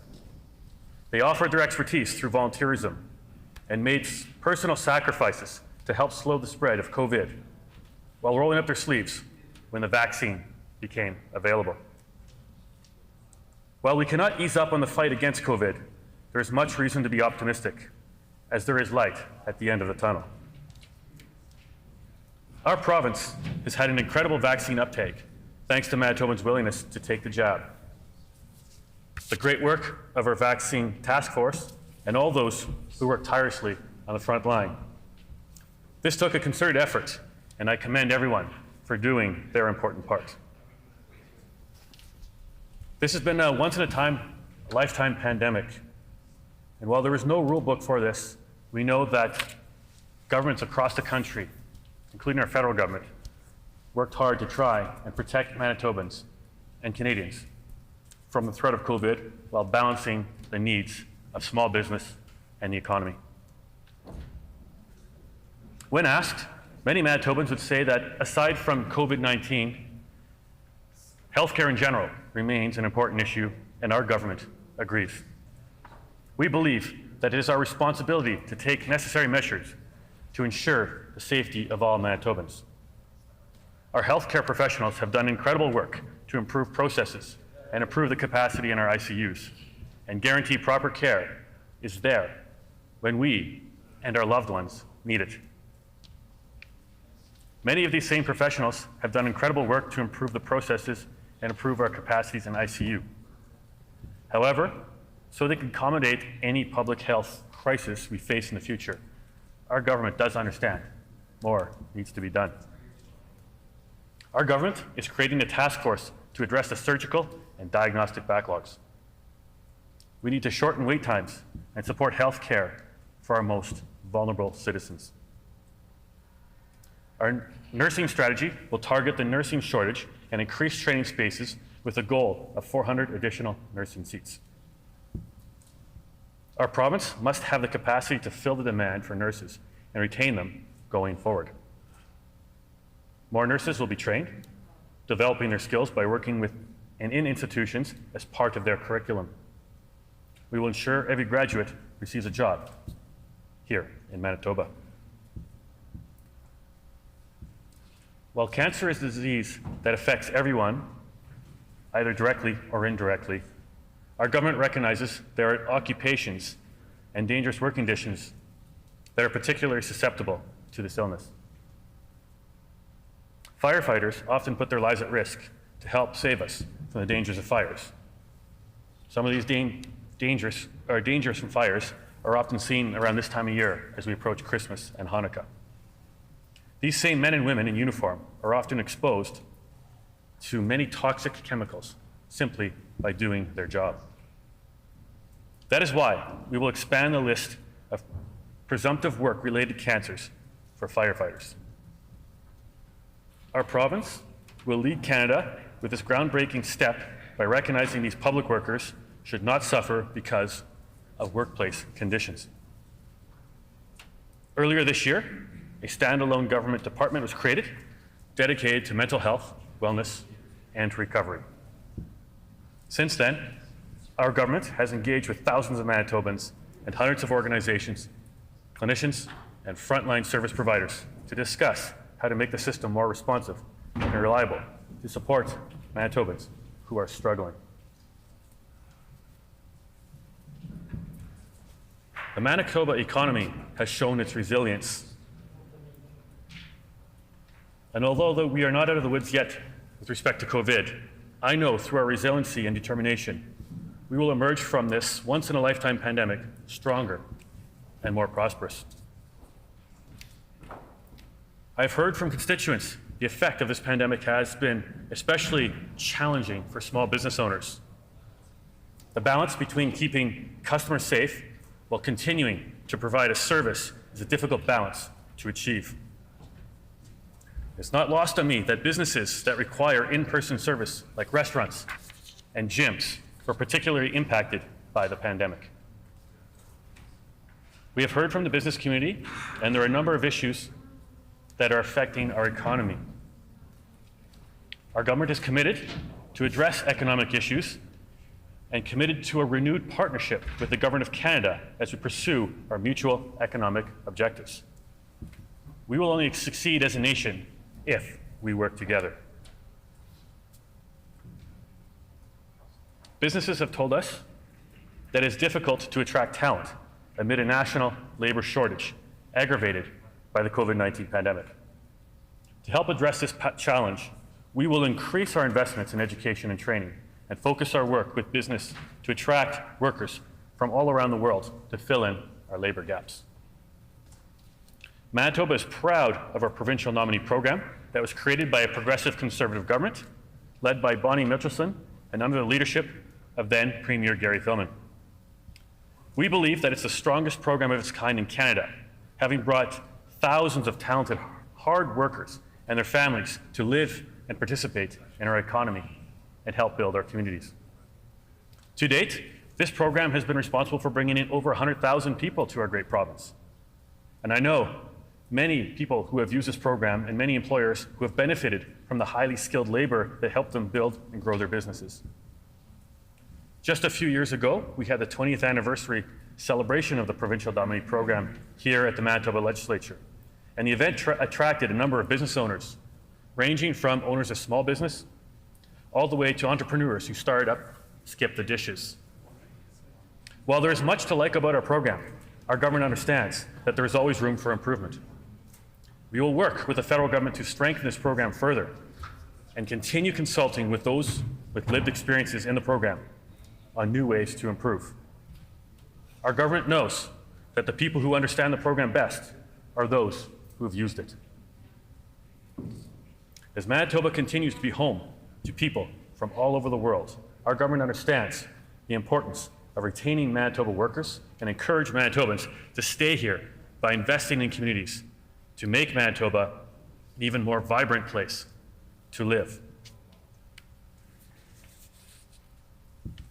Madam Speaker, I have seen firsthand the impacts of what access to capital, or the lack thereof, can do for small business, especially in the startup space. I'm involved with a technology accelerator on a voluntary basis. I have no financial interests in any of the startups or the organization itself, but I have seen what access to capital can do for a small startup company. Having proper access to capital is crucial for businesses, especially during the startup and their growth phase. Many business owners and industrial groups have told me that access to capital is something that Manitoba needs in order to remain competitive within Canada and internationally. One fast-growing sector in Manitoba that many people in our province may not be acutely aware of is the burgeoning tech sector, which is, I believe, the future of not only our economy, but the global economy. With the standardization of remote workplaces, urban centers like Winnipeg, Brandon, and some of our rural communities such as Lac du Bonny can now better compete in a global marketplace, which has traditionally been dominated by much larger urban centers. Madam Speaker, or Mr. Deputy Speaker, I thank you for your time to speak to the throne speech today, and I want to say that I'm very proud of our government and the direction that our new Premier is taking our government, taking our party, and taking all Manitobans on a journey that I believe will lead to prosperity, inclusion, and a much better Manitoban for all of us. Thank you.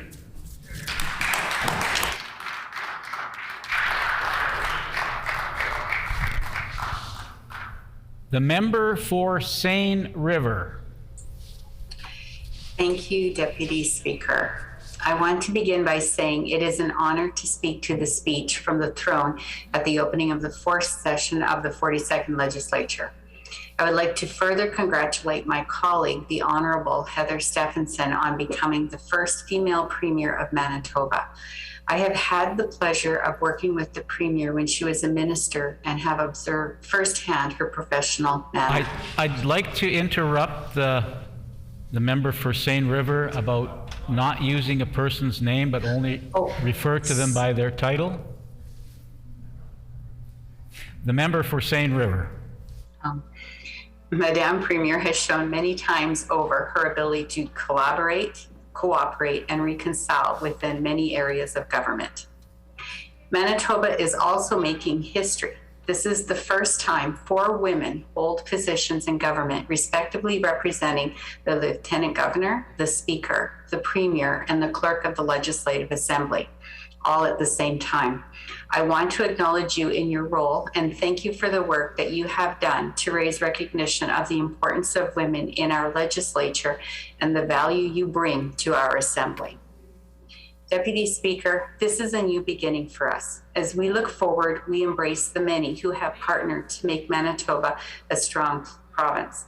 The time to heal and listen is now. The throne speech highlights many areas that will help with the social and economic recovery of Manitoba.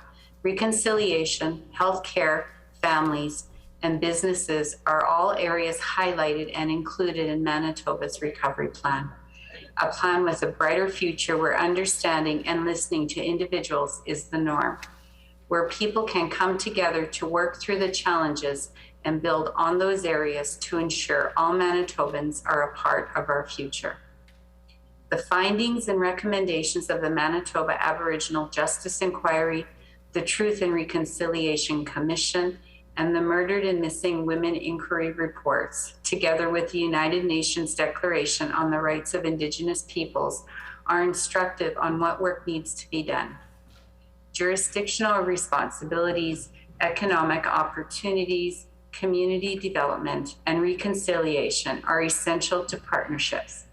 Our government is committed to listening and learning from Indigenous leaders, elders, and families.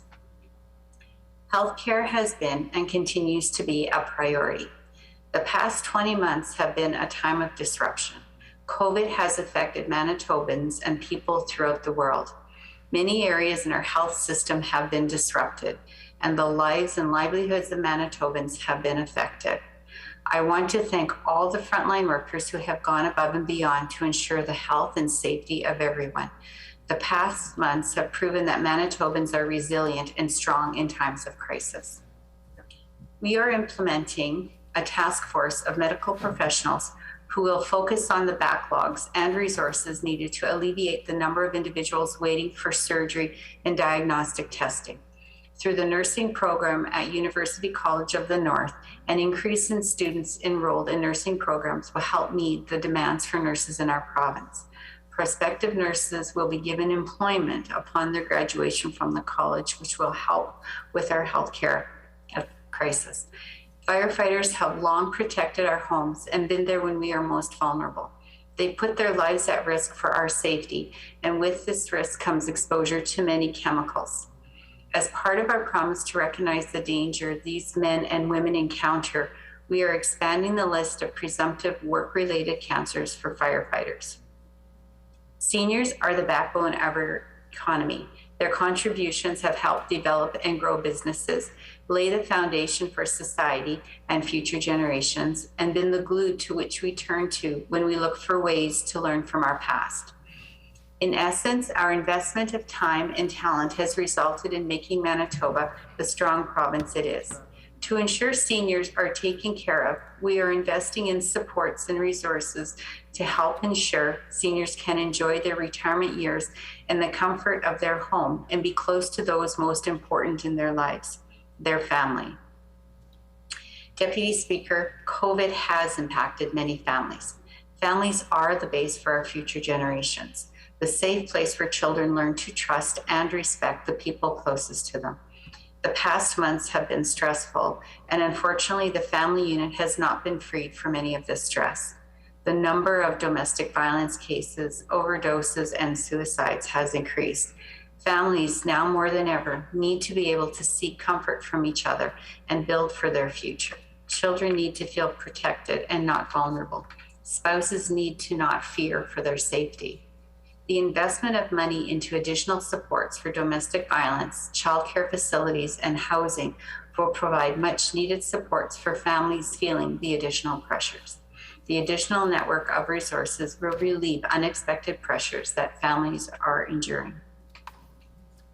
Families have felt the effects of COVID. The past 20 months created environments where both work and schooling were conducted from the home.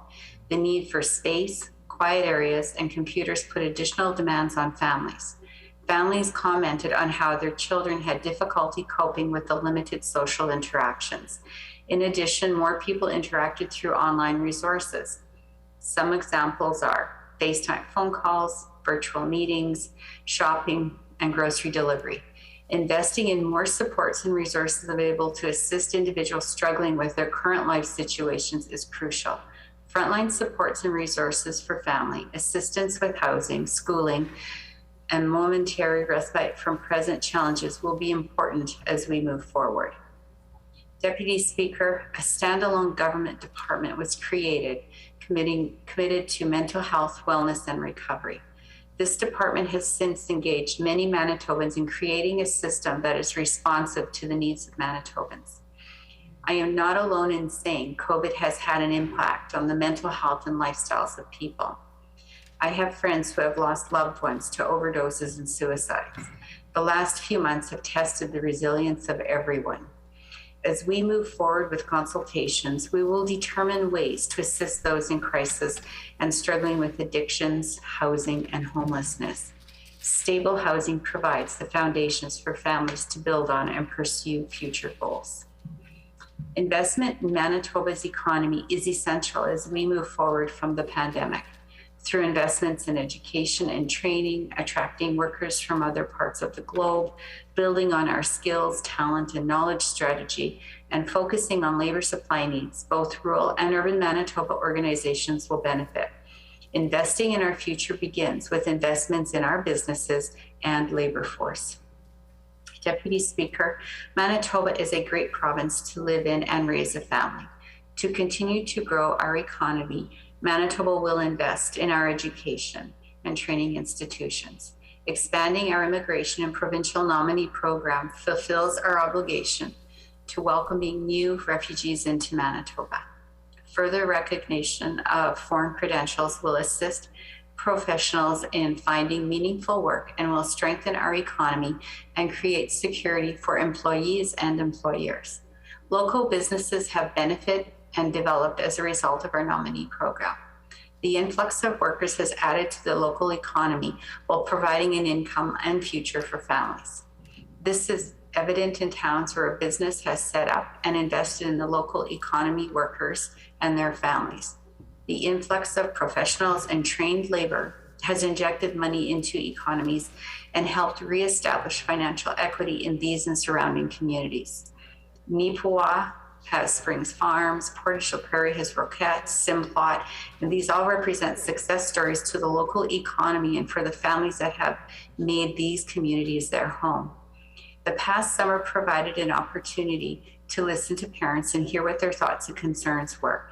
Parents, teachers, community leaders, and students all provided input into how they believed our education system could improve. All geographic areas of Manitoba had an opportunity to provide feedback. It was interesting listening to the many ways schools and communities offer support and educational outreach. Students were taught about culture, connected with staff and parents and elders to assist with social and personal growth. The most fascinating was learning how adaptive schools are and how families feel welcome through the many programs created to identify with specific family and children's needs. This information will help guide plans as we re-engage with the many stakeholders to help prepare our children for their future. Deputy Speaker, the throne speech highlights a recovery plan for all Manitobans. Areas of concern include Indigenous relations, families, ongoing mental health, and healthcare supports and economic growth. We need to continue to build our economy in both the rural and urban areas through capital investment. In highlighting and restating what has previously been discussed, our government is here to listen to Manitobans and to engage and collaborate on many levels and with Indigenous leaders, with all levels of government, with business leaders, business owners, people in public and private sectors, and not-for-profit organizations. Businesses and producers need to rebound and prosper, along with the many areas in our downtown cities and communities throughout Manitoba. I want to take this opportunity to thank the Lieutenant Governor for her many years of service and for her role in working with our government. Thank you for your time.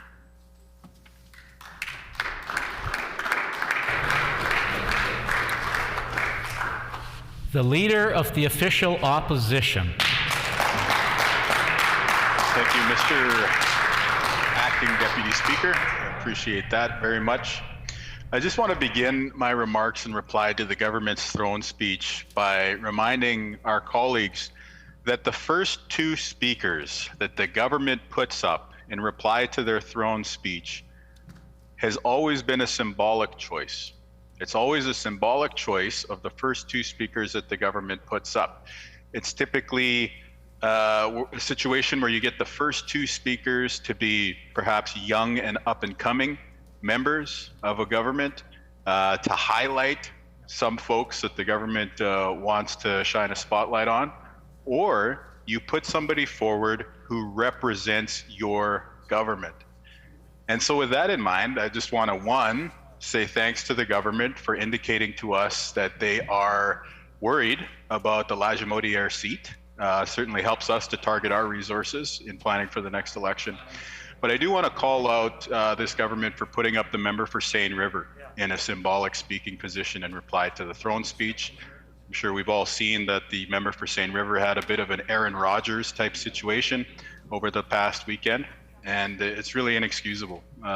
Everyone knows about the QR code requirement for proof of vaccination to be valid, and the fact that the government continues to put this member forward without having brought forward any discipline or without having chastised him publicly, I think reveals that nothing has changed with the PCs since Brian Pallister left. On the note of Mr. Pallister's name, I do want to point out that this government has a few words that apparently they're not allowed to say. And one of them is Brian Pallister.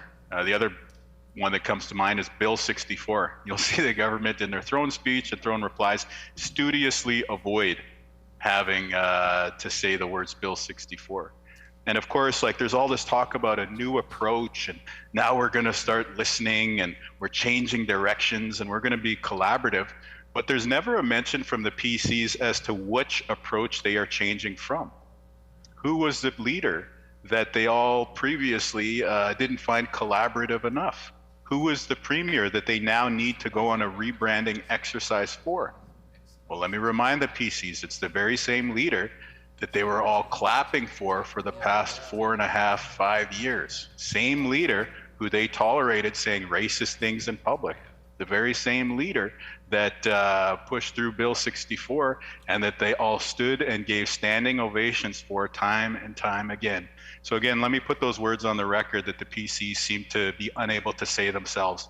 Brian Pallister, Brian Pallister, Brian Pallister. Now, there are many...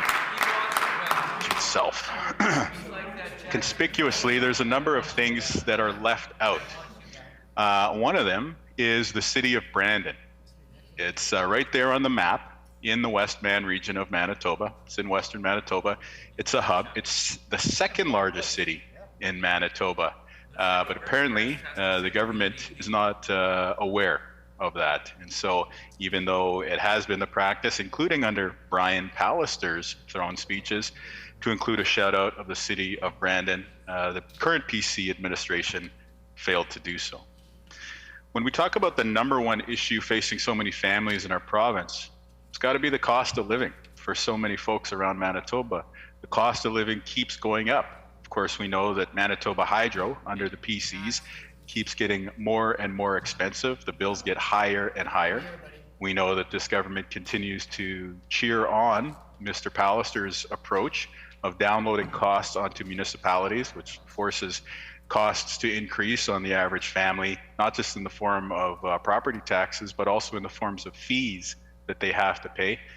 And when we talk about the North End Water Treatment Plant, we know that the approach the PCs are pushing with that is not only going to lead to jobs not being given to Manitobans, it'll probably be given to people from Alberta instead, but it will be more expensive for the average family on their utility bills and on their water bills. So again, life gets more expensive. The PCs are at fault for many of those cost drivers, and they have no plan to make life more affordable for folks in Manitoba. So it's a major problem that the government did not even mention cost of living, inflation, or affordability in their throne speech. And it's clearly because they have no plan for how to deal with it. Similarly, left out of the throne speech is that this government refuses to call an inquiry into their handling of the pandemic. Now, we know that the government probably doesn't want to ask any tough questions or hear honest answers because their performance in the pandemic response has been so poor. And they just went through a very contested leadership contest in which their current leader just eked out a victory over somebody who was now disputing the results of that leadership. But the reason why I mention that is because the new leader is the person who was in charge of the healthcare system during the very disastrous third wave. So it's going to be pretty challenging for this government, I think, to hear some of the very difficult truths that need to be shared about the pandemic response. But, you know, the discomfort that the government feels at looking in the mirror and facing their failures in the pandemic response are not an excuse, not an adequate excuse. You know, we really do need an inquiry. It needs to be forward facing. It needs to answer some of the tough questions, but most importantly, to provide some great recommendations for the future. It's a smart thing to do. It's a responsible thing to do. Any person, organization, or even province that goes through something as disruptive and life-changing as the pandemic would be wise to just sit there and ask what worked, what didn't, what have we got to do now? And so, of course, we continue to push for that public inquiry into the pandemic, and we think that it's a smart thing to do to give Manitobans some answers. In terms of what was in the throne speech, well, there's some very challenging rhetoric there that I want to call out. First and foremost, let's remind folks that this government, in their most recent budget, had no new money for the operation of seniors' care homes, personal care homes across Manitoba. And then they have the audacity in this throne speech to pat themselves on the back and hang up a mission accomplished banner and tell themselves that they've done a great job when it comes to long-term care. No.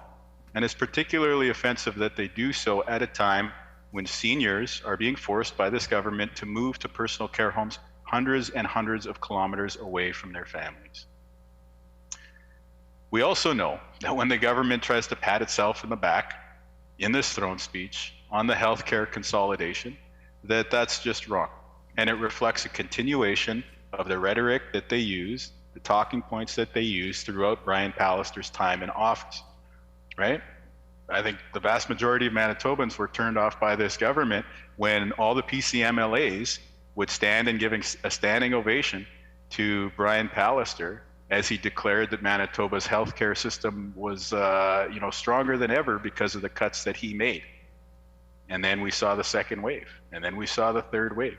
So again, here we are in the fourth wave, and we've got a PC government trying to pat themselves on the back when it comes to healthcare, when the reality is that nurses are stressed out, they've left the profession in record numbers, and the PC's low targets mean that even if they manage to meet some of the commitments that they lay out in their throne speech, we still will not have repaired all the damage that they've caused to healthcare in Manitoba throughout their time in office.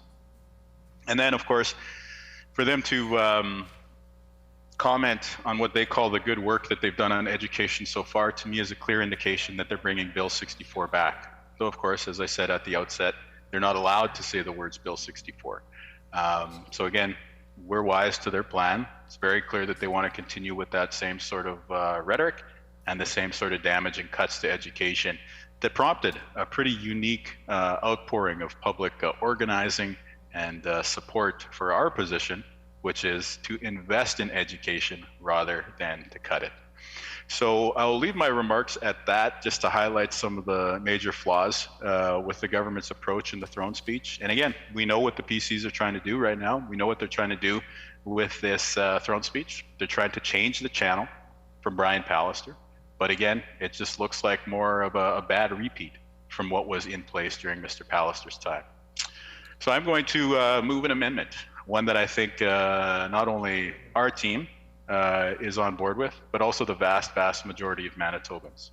And so I move, seconded by the member for the Wolseley, that the motion be amended by adding at the end the following words.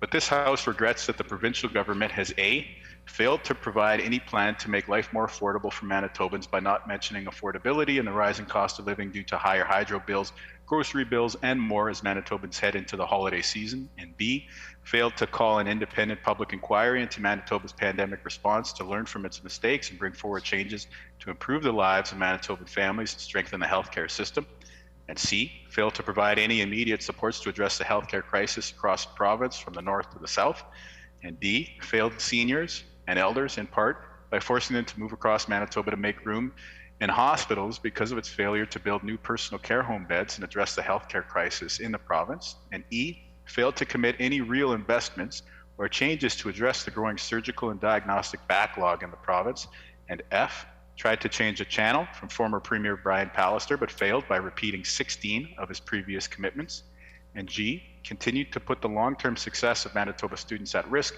by pushing ahead with an out-of-date, quote, review, unquote, of the education system commissioned by former Premier Brian Pallister, and H, continued the interference initiated by former Premier Brian Pallister in post-secondary institutions, leading to an ongoing strike at the University of Manitoba, which is impacting the ability of students to learn, and I offered no commitment to implement a living wage, paid sick days, or health and safety supports for working Manitobans to help them out of poverty and keep them safe and healthy at work, and J, failed to mention Manitoba Hydro and offer a plan to use the clean advantage of hydro to address climate change, create jobs, advance reconciliation, and keep rates low and keep life affordable, and K, continue to fight with the city of Winnipeg by pushing a failed attempt at privatization that will cost Manitobans jobs, delaying upgrades to the North End wastewater treatment plant, which would help protect the lakes and rivers of the province, and L, failed to provide any substantial targets or initiatives to address climate change, to prevent devastating weather events that impact producers, the length and quality of winter roads,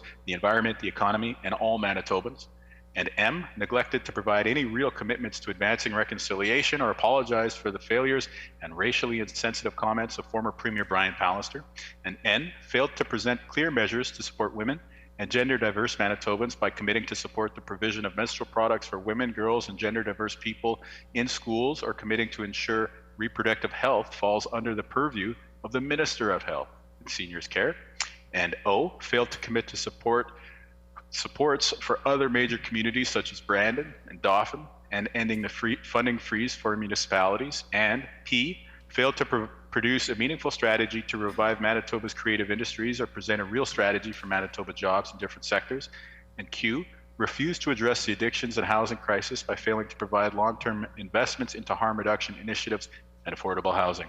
As a consequence of these and many other failings, the provincial government has thereby lost the trust and confidence of the people of Manitoba and this House.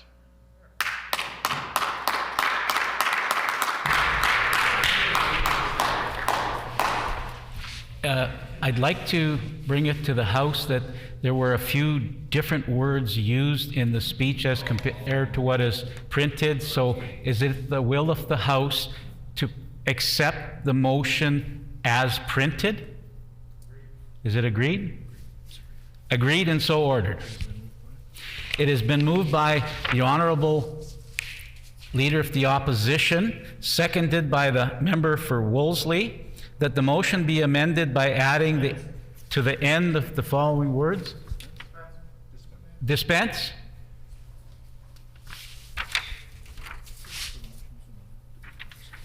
The motion is in order. Debate may proceed. The Honourable Minister of Finance.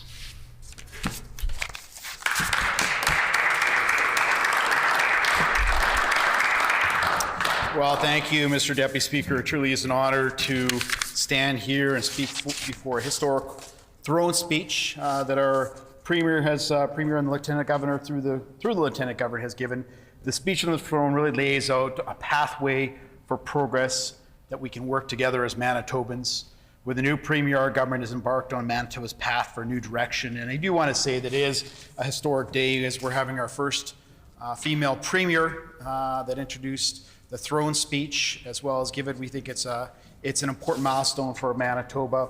We also think that the government embraces the values of equity, inclusion, and understanding, and really sets a refresh for the government in terms of the approach that we want to take with Manitobans, listening to Manitobans and dealing with other issues.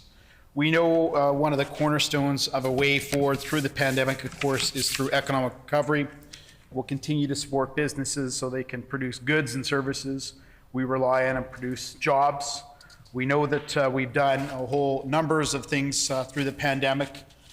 You look at what we made investments in public accounts, as well as last year in the budget, we put copious amounts of dollars on the table to support businesses. In fact, when you look at the supports for businesses, just over the last 2 years alone, we know that there's been over $407 million of supports for businesses as they get through the pandemic. That helped them. These are programs, much needed programs, things like the wage subsidy program, things like the block grant support programs, or things like other support initiatives that really help businesses when they need it most. We also know that individuals needed support, and this will continue on as the throne speech laid out in the pathway forward, supports for individuals. We know to help address the challenge, we'll have to increase our investments in things like education and training, with a focus on work with businesses to attract workers around, really around the province to do it. As a provincial government, and this is something that really distinguishes ourselves from our opposition, the leaders of the opposition, others who are very much supportive of increasing taxes. You hear the word inflation, it kind of rings hollow, because we know what the former NDP did in terms of taxing people to the max. When you're looking for, when you have the type of inflation we're seeing, potentially driven because of some of the excess spending that all governments have had to do, we know that the amount of money it takes to buy groceries is going to be more, and that's why our government has taken such a big focus of putting more money in the pockets of Manitobans, and we think that's important, whether that be things like reductions in the PST in our first term, the reductions in education property tax, whether that be things like increasing reducing the education property tax, but also things like the basic personal exemption. And that is something that's going to help things like poverty. We hear from the leaders of the opposition that talk about poverty. Well, when you're able to take thousands of people off the payrolls altogether, or the tax rolls altogether, through the basic personal exemption, we think is really important. We also think that being competitive as a province is extremely important, and that's on all tax levels. Our government, and will continue, as was outlined in the throne speech, to work with businesses to gain employment from growth industries. Some that just come to mind, I would suggest, is some of the tax credits we've introduced for a digital media tax credit that's allowing new high-priced jobs to come to the province here of Manitoba. Things like the film tax credit, that's something obviously the film and government and others introduced earlier on, that's attracted hundreds of millions of dollars of new productions. I was watching one just on Sunday with my family that was produced here in Manitoba, largely due with some of the tax credits that are in place. So we think that's important to take advantage, some competitive advantage. Another area where the Manitoba economy is doing well, and I think as we look forward through a throne speech as a vision for the future, is things like the manufacturing sector. Manitoba's done extremely well in things like food processing, right? That's a really important part. You look at places like McCain's and Simplot, and places like Riquette that have made, or companies like Riquette that have made substantial investments, hundreds of millions of dollars investments in the province. So we need to continue to work with these areas. What is also important is that we need to support closer collaborations with advanced education and training institutions on employment in Manitoba. Strong alignment provides Manitobans with the right skills to succeed and build careers right here in Manitoba. And that's really what we've done with some of the post-secondary educations, as well as some of the technical colleges, making sure the labor force, the types of skills and employment that is needed is really produced here in the province. So I think we're off to the right track in terms of that.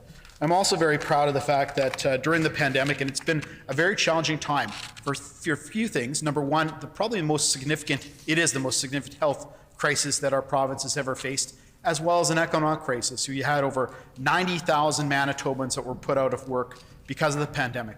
With some of the work we've done and the hard work really of Manitobans, We've pretty much are back at the same level as we were before the pandemic in terms of employment. One thing that we are very proud of, even though the numbers are still too high, is we have the lowest unemployment in the country, Mr. Deputy Speaker, as well as very low levels of youth and female unemployment. We know that certain sectors and certain elements, things like people in accommodation services, things like travel and tourism, got hit really hard. Restaurants, and we know that's predominantly where you'll see more women as well as more youth involved in these areas. So we really need to make sure there's policies in place. And some of the policies that we have done, for instance, wage subsidies, it's allowed businesses to grow and prosper. And I can tell you from a throne speech perspective of where we want to go as a government, that's something that we see going forward, continuing to work with businesses that may need some support, businesses and supports that are allowing people to grow and prosper here in the province. We also know that Manitoba is proud of our provincial nominee program. We believe it's the strongest program of its kind in Canada, and we brought thousands of talented, hardworking families to live here and participate in our economy. That's something that, in our government, the Filmon government, I think it was Bonnie Mitchelson who introduced the nominee program. I think we can be very proud of the fact that this is a legacy of our province and something we're very proud of and we want to build on to make sure we have the right people, the right skills, the right time that's going to improve our economy. We also want to make sure that we're continuing to work with the federal government to strengthen different programs, whether it be related to reskills in terms of Manitoba labor force and workforce agreements. In fact, we had struck an agreement with the federal government for additional $47 million to get people back in the work world. Maybe they needed the skills or what have you to get in the work world initially, or also to train through some of the labor force agreements, train and retrain people to ensure businesses, if they're going to have expansions like major businesses here in the province, are there. So we're very proud of the work that we've done with the federal government. I think there's a renewed sense of optimism of working with the federal government in a number of different areas. We as finance ministers meet on a bi-weekly, used to be a weekly basis, with all the finance ministers during the pandemic. And we worked extremely well with the federal finance minister, Cochlear Implant, in terms of elements. In fact, I can give you kind of a hard and fast example of this in terms of childcare. Just before the federal election, the federal government had offered a very good partnership with the provinces in terms of childcare. So Cochlear Implant, beyond the agreements that were in place, because of a working relationship we had called myself, and we ensured that we had all the ministers in place over a weekend to establish a working agreement on childcare. We think that childcare is really important for an economic growth strategy, and so we're very happy that we're able to have a partnership for $1.2 billion with the federal government. And what that's going to do is going to reduce childcare costs to $10 a day, which we think is really important. It's also going to increase the wage salaries for people like ECEs that work in the system by upwards of $2 a day, as well as building up to 23,000 spots. And I can tell you, as a working parent, childcare is extremely important for an economic recharge. And that's really the process going forward, is something that we think is really important, as was outlined in the throne speech. In terms of our overall thought, the government has listened to Manitobans. We want to re-engage. That's something that we've done from a budgeting point of view. We just announced, just over the last few days, our budget process. We're hard at work with that. We want to work with Manitobans. There's a number of dates that we want to go around the province. Last year we weren't able to, Mr. Deputy Speaker, but we did virtual sessions, and we're able, through new technologies, to engage with about 51,000 Manitobans in terms of our budget process. So what we're going to be doing is going to every corner of the province. We're going to be doing some in-community sessions where we're having people that come out. Of course, you need to be fully vaccinated and follow health rules that are part of that. We're also going to have some virtual sessions. You know, if people are still concerned and don't want to come out, they'll be able to participate, as well as other means in terms of getting the word out. We use some technologies through some of the town hall meetings. And I know the throne speech that was put forth talked about engaging Manitobans. And we're able to engage over 51,000 Manitobans like we did last year. We'd like to build upon that and ensure that we're getting all the activities, all the things that are important to Manitobans there.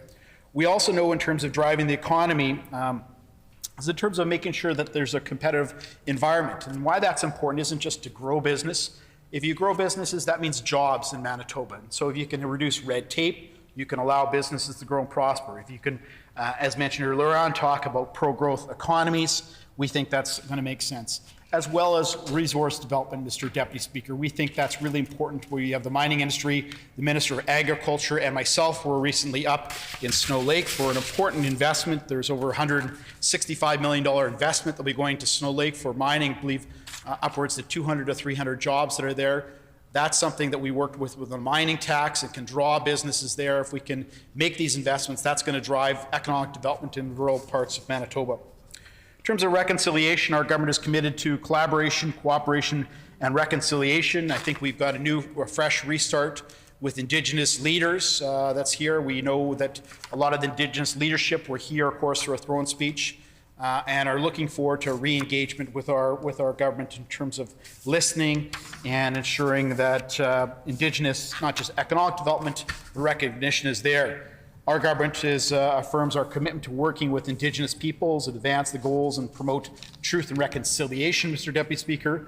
We must rebuild the relationships on a foundation of meaningful dialogue, really engage First Nations, Métis, and Inuit leaders for co-development. And I think that's something, Mr. Deputy Speaker, in the throne speech that outlined, talking about future development, working with Indigenous communities, working with other communities here in the province. That's going to grow our economy, which I think is good.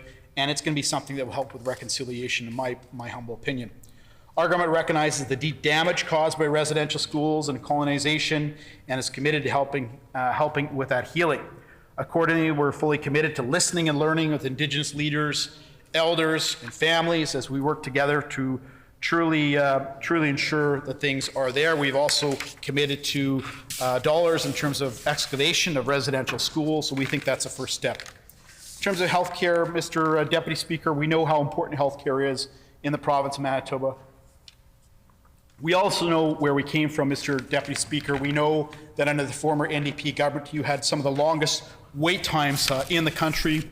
We knew that that needed to be reformed when we came to office. In fact, before the pandemic, we saw a dramatic reduction in terms of the wait times where people would wait in ER capacity. I can tell you from a budgeting point of view that we're investing more than $1.1 billion more in the healthcare system when we first came to office. Our province and our country have been confounded, of course, since then with COVID-19. That's been some of the most challenging times for all individuals. And as I mentioned earlier on, some of the biggest health issues that we faced in Manitoba.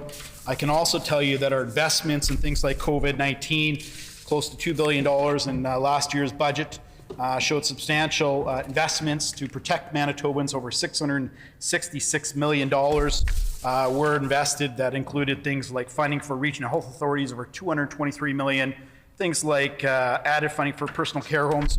I know the Leader of the Opposition was here saying that somehow there wasn't money for personal care homes. I can tell you as a fact, in fact, I would recommend you go to the public accounts document, because what it'll show you is year over year there was a $56 million increase in personal care homes. We know that under the NDP, personal care homes were not built, and they should have been built, and that's why we made a commitment to build over 1,200 personal care homes in the province, or we're well under the way to doing that in places like Carman and Steinbach and Waverly West and other areas of the province, which we think is important. We're not done yet, Mr. Deputy Speaker.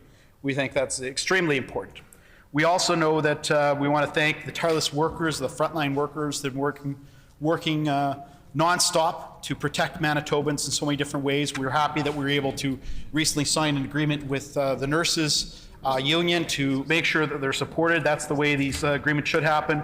You go to the bargaining table and you're able to work out an agreement, and that's really important. We're also committed to ensuring things like the wait times and surgical backlog. We know that, of course, that's happened throughout the country. Unfortunately, one of the byproducts of the pandemic that has taken place. So there'll be a task force that's in place to make sure we're guided towards it. The Minister of Health earlier on today talked about the $50 million commitment we had in the budget. I think there's been over $13 million that have been invested in those areas, somewhere in the neighborhood of 8,700 different procedures that have happened, and we're not done yet with that, Mr. Deputy Speaker. We also know that it's important to have a nursing strategy in place with 400 additional nursing seats. Working with post-secondary education and some of the technical colleges is important for there, and that is something that we need to make sure continues to happen. This budget in our agenda talks about obviously our support working with firefighters. Our government will recognize cancers that are directly a result of dangerous work conditions. Firefighters, in particular, are often exposed to a whole bunch of toxic chemicals as they serve and protect us, and we'll expand the list of presumptive work-related cancers for firefighters. You know, I can tell you one thing about firefighters, and I know a lot of them. We, just in our personal friends, we have personal friends that we hang around with that are firefighters. And the one thing I've noticed about firefighters is when there's a fire happening, everyone's running out of the building. They're the ones that are running in the building to protect us. And so I think it just makes a lot of sense to support these individuals. My hope is that the opposition does support that as well. I think they probably will, but that's our hope. We also know that it's important to invest in mental health. That's one thing that's come out of the pandemic. Since coming to office, we initially formed a report that gave us an outline of where we go. We signed agreements with the federal government. I believe it's upwards of somewhere around $300 million to invest mental health treatments. There's been over 60 to 70 new projects that have been developed over the years. One particularly close to my area, the Bruce Oak Foundation, we were able to tour and, of course, open it up fairly recently, that provides a lot of support for individuals. And we're not done with that yet. Part of our process, as the throne speech indicated, is to re-engage Manitobans, and that's exactly what the Minister of Health and Mental Health and Seniors did with consulting in terms of the next phase of mental health, which was really important. We also know that families, homelessness, and childcare, especially during the pandemic, has always been a big issue and an important issue for our government, but has been even bigger since the pandemic. We'll continue our work with community partners to develop innovative approaches to a whole bunch of different areas. We're very proud of the fact under our government, instead of being the child poverty capital of Canada, which of course was the legacy of the NDP government, we've moved that up where we're not the child poverty capital. Still, there's way too many children living in poverty, but that number has been dramatically reduced by, I believe it's around 16-17% overall. And in fact, the number of people living in poverty has dramatically dropped as well because of that. So we think that's important. That's some of the direct responsibilities is, I would say, and I was the minister at one point, not, you know, it's Manitobans that did this, but what I'm saying is with programs like the Rent Assist program, where you're having over 3,300 more people that are supported under the Rent Assist program, giving more money in people's pockets is important. I mentioned the importance of childcare. Childcare, again, is the focal point and something that was identified. We signed a deal for $1.2 billion with the federal government. We worked with the federal government at that point to have $10 a day childcare. We know the NDP couldn't get that done, Mr. Deputy Speaker. We're getting that done. We're going to build 23,000 more spots. We know the NDP weren't funding ECEs properly. That's why part of the agreement we made to ensure that ECEs get over $2 a day, $2 an hour more because of that. And that's really important.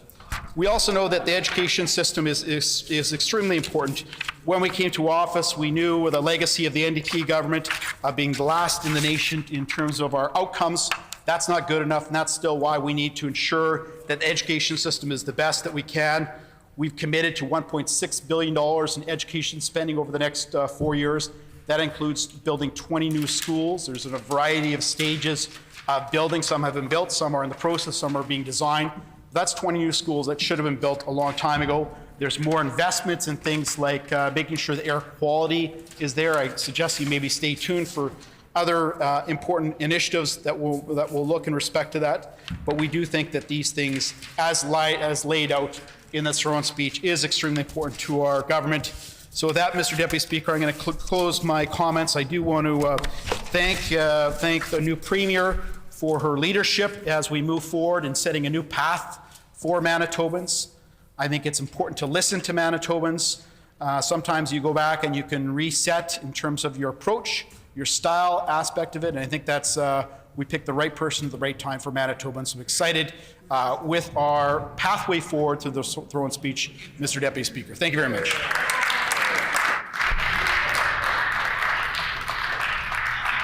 The member for St. John's. Which,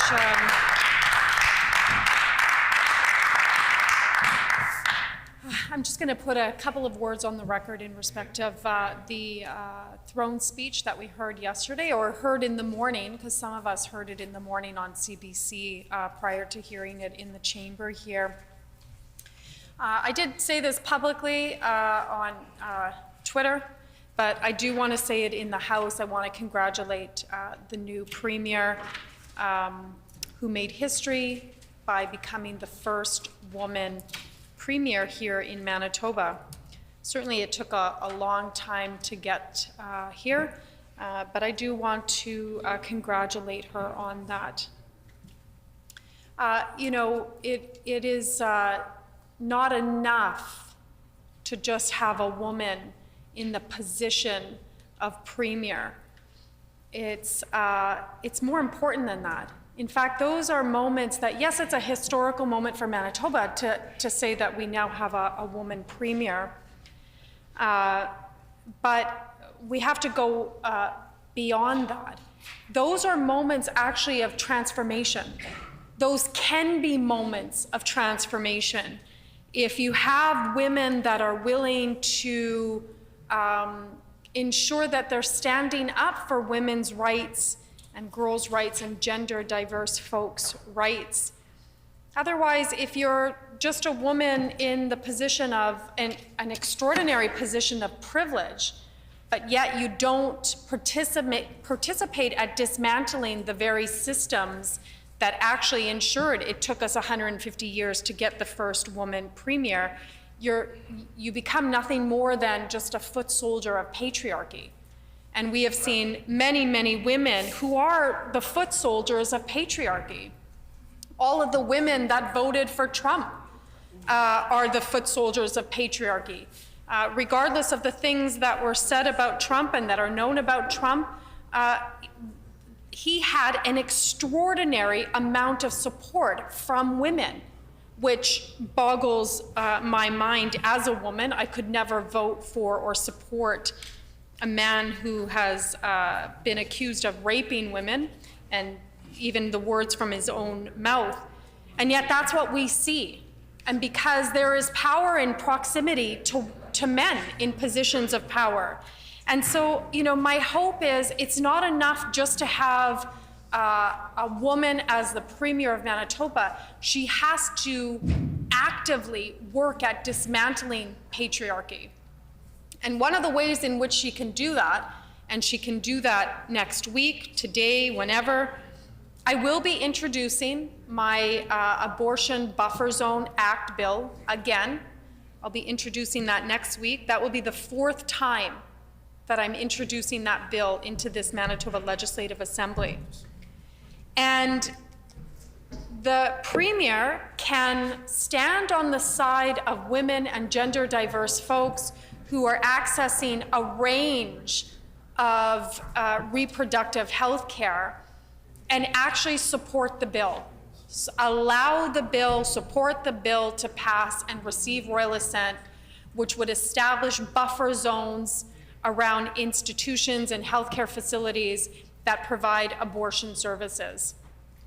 I want to take a couple of minutes or just a quick second to acknowledge and commend citizens who got together to offer services to folks who want to access the Women's Hospital or any healthcare facility accessing abortion, providing that service of walking in with them. I thought that that was quite extraordinary that Manitoba citizens recognize the need to protect women and gender diverse folks accessing healthcare. And so much so that they were willing to take time out of their lives to go and walk in and protect these folks trying to access reproductive justice. So I don't know who they are, but I just want to say miigwech for that, and miigwech for that, that work and that commitment to protecting, accessing reproductive health care. So the new Premier can get on the side of right, can do the right thing, can stand up in solidarity with women and gender diverse folks, and pass the Abortion Buffer Zone Act. We'll see if she does, Deputy Speaker. You know, the new Premier has an opportunity to put measures in place and policies in place that lift up and ensure that women and gender diverse folks' needs are taken care of. Another thing that the new Premier can do is that she can make birth control free to folks up until the age of 25 or 26 or 30, whatever she would like to do. But there's an opportunity for her as the first woman premier to provide birth control free to Manitobans who need to access it. The other thing that the new premier can do as the first woman premier here in Manitoba is that she can commit to free menstrual products and help end period poverty for folks who struggle paying for those products, Deputy Speaker. These are actually relatively simple things to do and can be done immediately. Doesn't need an advisory committee or a research committee or folks to come together and do more consultation. All that work has already been done, and in fact, if you look across other countries, they're already doing that work. Right? We know that Ontario partnered with Shoppers Drug Mart, that they now offer free menstrual products. We know that BC has a program for free menstrual products. We know that France just announced that they are going to be offering free birth control to their citizens. All of this work is being done right now, recognizing the role that government has to play in lifting up women and gender diverse folks, in creating a more equitable society and helping women and gender diverse folks get the resources that they need in order to succeed and thrive. Easy peasy, Deputy Speaker. The Premier can do that tomorrow. She can give direction that that's what she'd like to do moving forward tomorrow, today, in fact. So again, I'm waiting to see what the new Premier will do, where her commitment and dedication towards women and gender diverse folks lies. Does it lie just in words or just in occupying space within a patriarchal framework and environment that we all work in right here? Or is she prepared to step up and dismantle those systems? While she hopefully is stepping up to dismantle those systems and patriarchy, I hope too that she will choose to get her government's nose out of the University of Manitoba's Faculty Association negotiations. That is as simple as a call.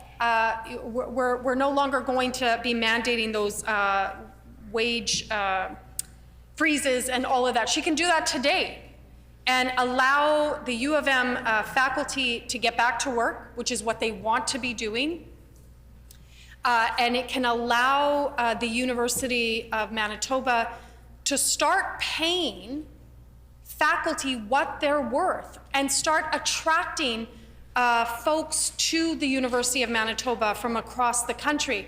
We're losing faculty because I had a meeting a couple of weeks ago, and can't remember what faculty it was, but they lost one of their colleagues because the University of Calgary, or in Calgary, they offered her a $30,000 raise. Who is not going to take that? Of course people are going to move and take the increase to their wages of which they are entitled and their labor dictates they should be paid. Anybody is going to do that. We're losing valuable professors and knowledge and experience because of this government's interference over the last 5.5 years. It is a pretty sad commentary when in only 5.5 years, the University of Manitoba has been forced to go on strike 2 times and affecting students, not children. Again, I know that both the finance minister and the new premier kept referring to students as children. Quite a disconnect on who actually is students at universities. Allow students to get back to school. And here's the minister also responsible, who doesn't really have anything substantial to say about the strike and actually seems to just be applauding what is the continuation of Brian Pallister. This is, again, all of the work that Brian Pallister put in place because he was so obsessed with money and his austerity agenda. And every single member of the PC caucus are still applauding that and still ensuring that that goes through. There's no difference then, Deputy Speaker. There's no difference between Brian Pallister then and this current administration. What I will say is this: we're only on, like, officially in this chamber, day 2 of the Premier's administration, the new Premier's administration. There is lots of time. She can go back home and she can say, yeah, you know what, we're going to separate ourselves from the decisions that Brian Pallister made, and I'm going to pick up the phone and ensure that UMFA is able to get back to work. I know that I've shared with many people, my son is in his second year of university and was really looking forward to actually experiencing university for the first time by going to classes in January, and yet now he still can't. So I want my son, like everybody else's children and everybody else's husbands and wives and partners and all of that, to be able to get back to accessing their education and pursuing their education as is their right. So hopefully the Premier will get going on that starting right away. Finally, I'm going to say this. I'm going to keep my comments very, very brief so that we have lots of time for other folks. It's not enough. I think that we were, all very honored to hear the honor song that was played for the LG yesterday. But it's not enough just to have, somebody in the chamber drumming. It's not enough, hopefully, that we're going to be having a land acknowledgement. It's not enough that we say that we believe in reconciliation and we're moving towards reconciliation without concrete action and measures. And yesterday's throne speech, we did not once hear anything in respect of MMIWG to us. Not one word was uttered on that, except for the national inquiry that was mentioned.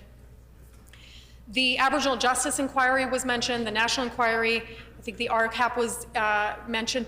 That's fine that those documents are mentioned in the throne speech, but if there's no actions to support it, if there's no definitive policies and money behind policies for Indigenous peoples or organizations, none of it means anything. And I know that our colleague, the member for Kiiwetinoong, got up and asked the Minister for Reconciliation and Northern Affairs and asked the Premier whether or not they were going to apologize for Brian Pallister's comments. And I truly don't think they understand why we're asking that in this House, they apologize for Brian Pallister's racism, because you can't move towards reconciliation without, as uncomfortable as it may make folks, to look that straight in the eyes and say, that was wrong and we're sorry. You can't have reconciliation without acknowledgement, and you can't have it without an apology.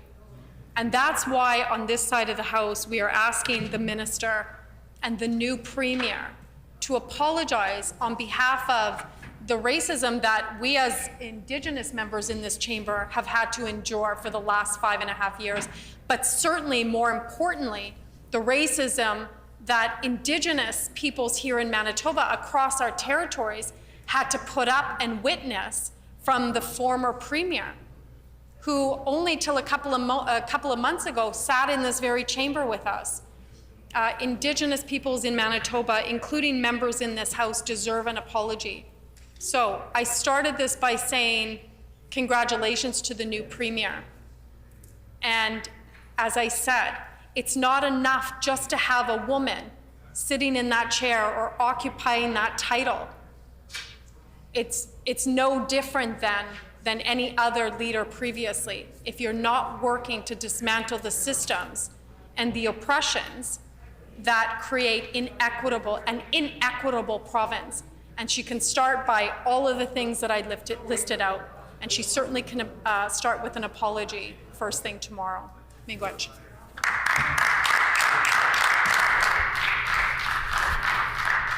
The member for St. Boniface.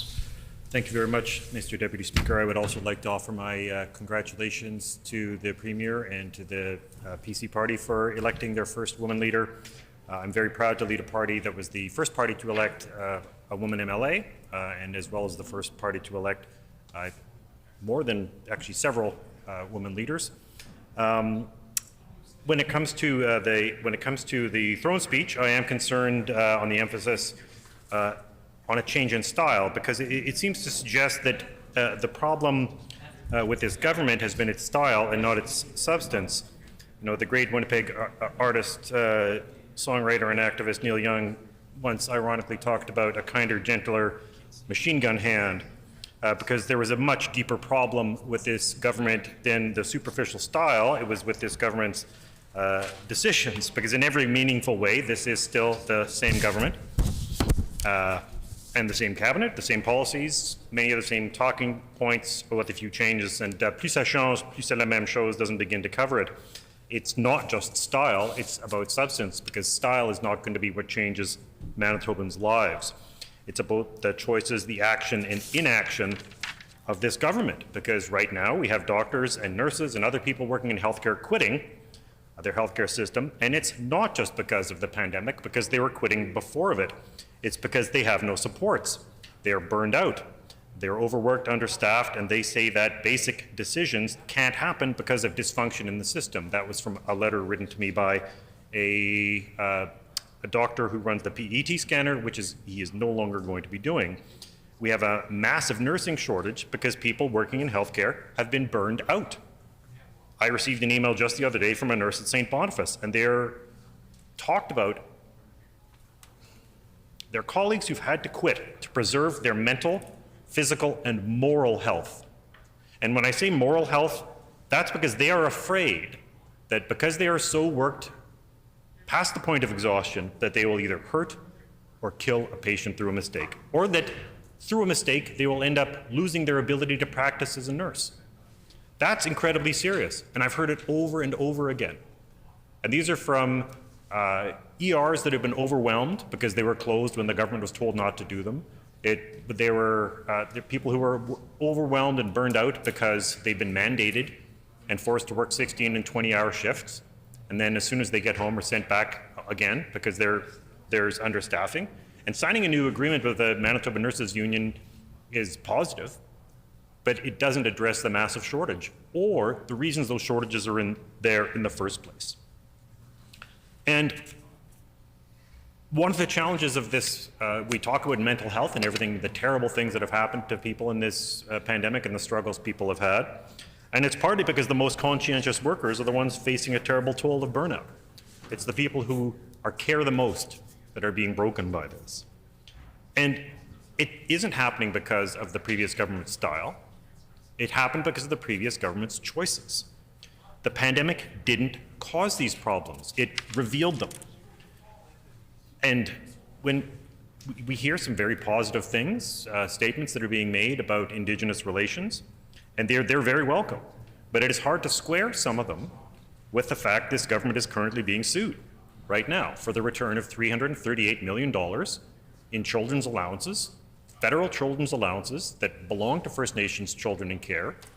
And when those children were taken from their families and their communities, the Manitoba government went further and took their money as well. And then they kept it.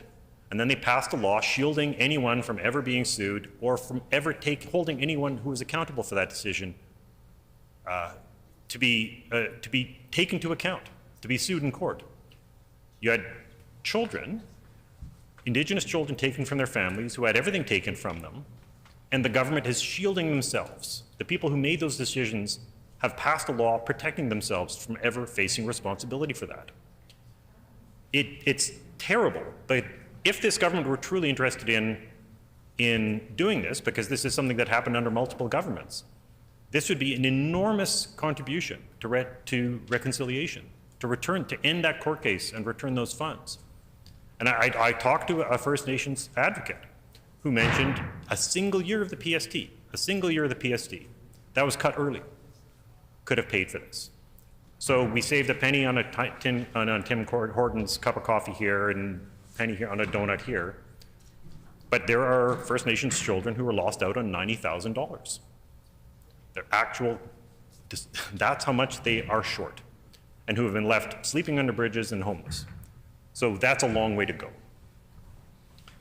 And the other aspect of it is that this is something, and if we think about the discovery of graves at Kamloops, these are things that have been known about for many, many years, but have been revealed by the pandemic. We all know that First Nations have been treated abysmally for decades, and that residential schools and colonization are something that we have to deal with. But we also have to deal with the issue of CFS and stop taking children away from First Nations families and their communities. The backlogs for surgeries and diagnostic tests was pre-pandemic. It was getting worse year after year after year. We put out a response to the Manitoba state of the province a couple of years ago because knee replacements, hip replacements, and cataract surgeries were all getting worse every single year leading into the pandemic.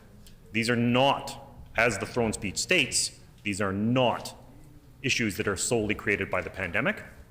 And the issues with backlogs in Manitoba are the worst in Canada by a long shot, especially if you look at the second wave. Our healthcare system collapsed because we were having to divert, but it collapsed worse in Manitoba than anywhere else. And that second wave was the worst in Canada. It is important to note, because I think at another point in the throne speech, it actually says that they contained the outbreak in seniors' homes. Look, and this actually has to be repeated. The death toll not just in Manitoba, across Canada, the death toll in seniors' homes in Canada was some of the worst in OECD countries. It was abysmal. It was terrible. And Manitoba in the second wave was worse than any other province. We didn't learn any of the lessons of the first wave, despite many warnings, despite every MLA getting an email from the Long-Term Care Association throughout last summer, the summer of 2020, pleading and warning to get ready. So I have a lot of trouble when the throne speech tries to take credit for blunting a second wave that really was a disaster, and a third wave that was worse than a worst-case scenario. Instead, what we really need and what we've needed is policies that are for everyone. But instead, we have a number of niche policies that really ignore an entire herd of elephants in the room. We have a promise for a one-time program to train up to 20 students in Thompson. That's positive. But we also have the U of M on strike. Their nursing faculty is on strike. We could be training and graduating nurses and attracting and expanding the capacity to train nurses at the University of Manitoba if that strike were settled. But instead, that's not happening. There is a promise to reform rural health care, but not to reverse cuts and recognize the incredibly damaging changes that have been made in Winnipeg, which serves all of Manitoba. Health Sciences Centre is a trauma center for not just for all of Manitoba, Manitoba, Saskatchewan, Nunavut, Northwestern Ontario. The same is true for the NICU, Neonatal Intensive Care Unit at St. Boniface, and cardiac at St. Boniface. During the third wave, our healthcare system stopped being able to serve Manitobans. We could not care for our own. And that's a terrible, that's an indictment of the failures of this government to prepare. And the fact that we're only talking about rural healthcare and not about the supports that are required in Winnipeg, which will ultimately help serve rural and northern communities, because there are some procedures that cannot be done elsewhere. That needs to be addressed. It's very positive that firefighters are getting a recognition. My own father worked in Flin Flon in the 1950s, sweeping out the smelter, and he and everyone he worked with died young of cancer. The question is, where is the protection for workers with burnout, workers who are not firefighters, who also face these on-the-job challenges?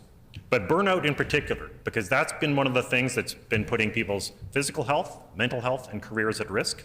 That's why we're losing doctors, nurses, and others in our healthcare system, because they cannot work. And burnout is not recognized or protected as a compensable injury under the CWB, under the Workers' Compensation Board. That is, or the WCB, sorry.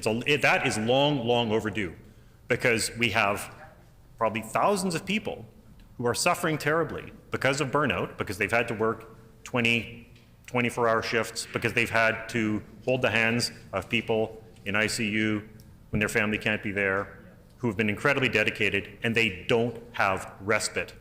And when they can no longer work, even if they feel they can no longer safely work, there's nothing for them. And that's something that should have been there.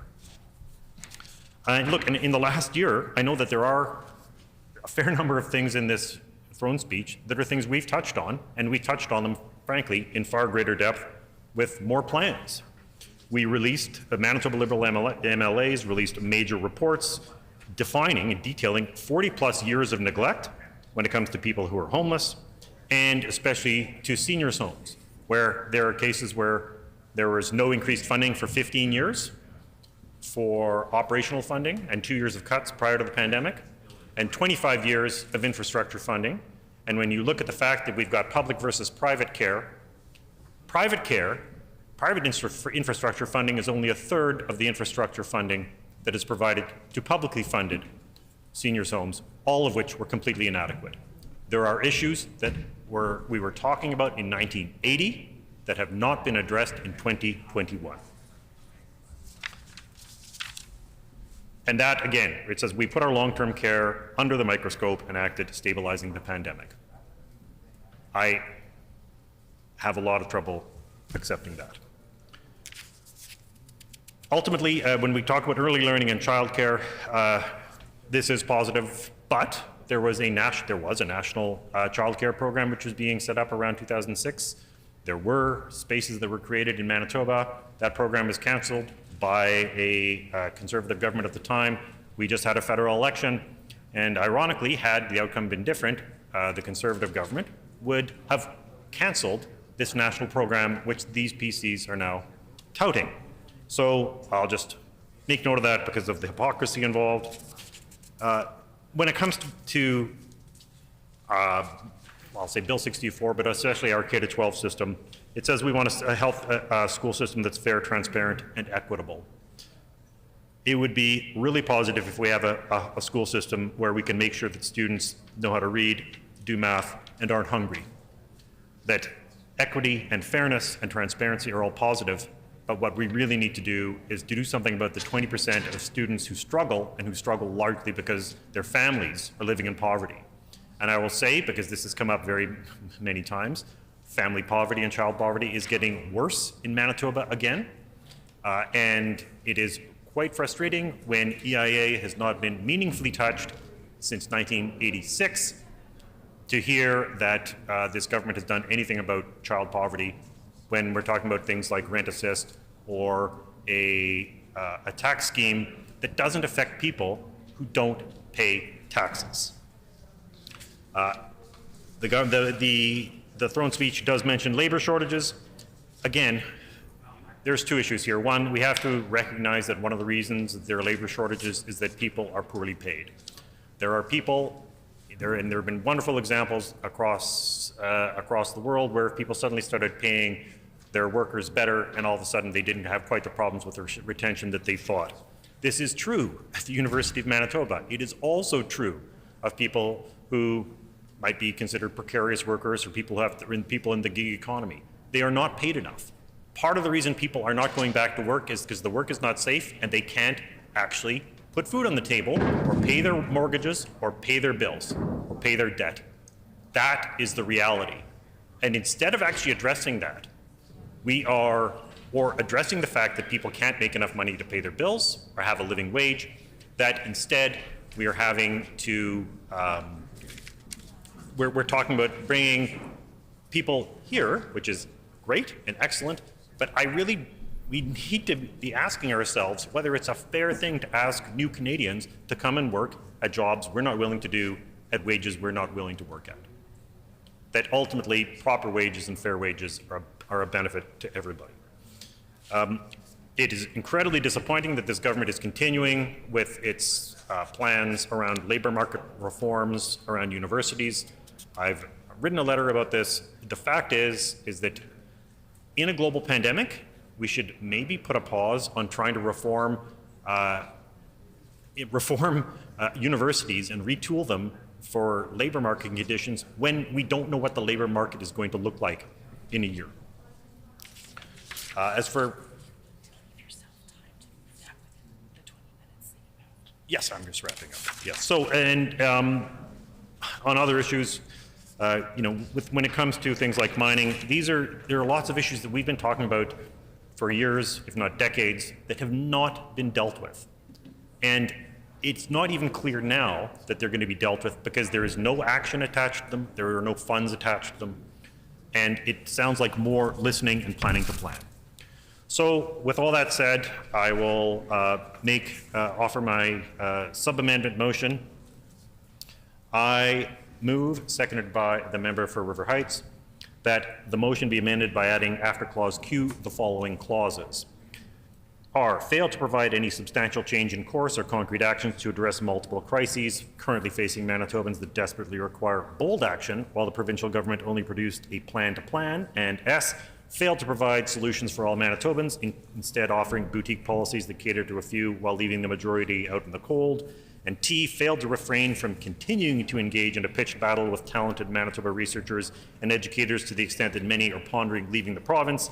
And U, failed to commit to free and fair bargaining with public sector workers or meddling with crown corporations and allowing for them to operate independently as they are intended. And V, failed to commit to reconsidering all of the disastrous healthcare reforms and only reconsidering changes for rural Manitoba, not for care centres in the city of Winnipeg, which serve the entire province. And W, which failed to bring in the critically needed province-wide prevention approaches to conditions like diabetes, osteoporosis, heart, kidney, lung, and brain disease, including learning disabilities, addiction, stroke, and dementia. And X, failed to recognize the role of low wages in Manitoba labor shortages, commit to increasing the minimum wage, or outline how the province will utilize the provincial nominee program to address gaps in Manitoba's workforce. And Y, failed to articulate any meaningful plan for economic recovery from the COVID-19 pandemic, choosing empty platitudes about, quote, attracting investment, end quote, over concrete actions and leaving Manitobans and Manitoba businesses on their own to continue to be innovative and to be resilient in true Manitoba fashion. And Z, failed to commit to return the $338 million of federal special allowance for children in care that was taken and put into general revenue by previous PC and NDP provincial governments. And A, failed to make commitments on making Manitoba more sustainable. And B, failed to recognize anything related to the safety of Manitobans when substance use overdose deaths are at an all-time high and the mental health of Manitobans requires urgent attention.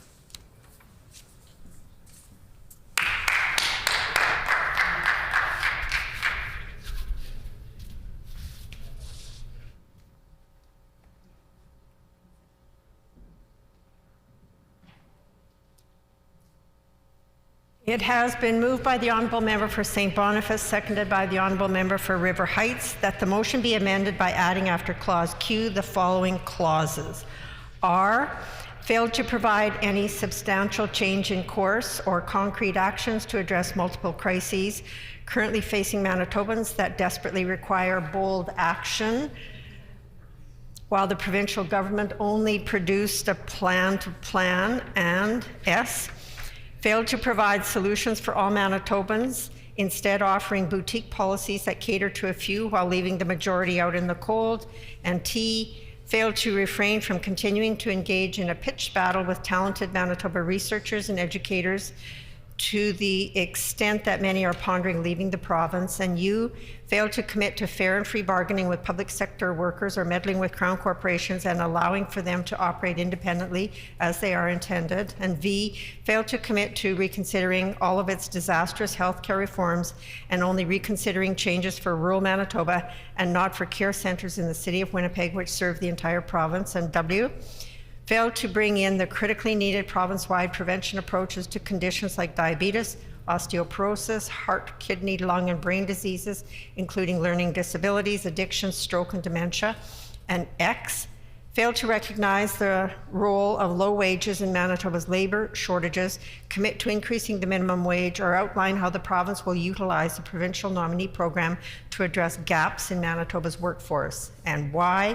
Fail to articulate any meaningful plan for economic recovery from the COVID-19 pandemic, choosing empty platitudes about, and I quote, attracting investment, end quote, over concrete actions, and leaving Manitobans and Manitoba businesses on their own to continue to be innovative and be resilient in true Manitoba fashion. And Z, failed to commit to return the $338 million of federal special allowance for children in care that was taken and put into general revenue by the previous PC and NDP provincial governments.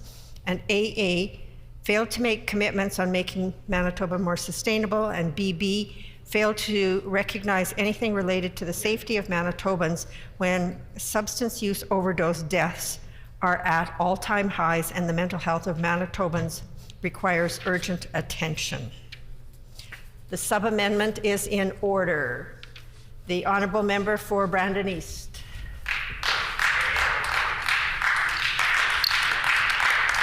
Thank you very much, Madam Speaker. And I do want to start by taking this opportunity to welcome everybody back to the fourth session of the 42nd Legislature.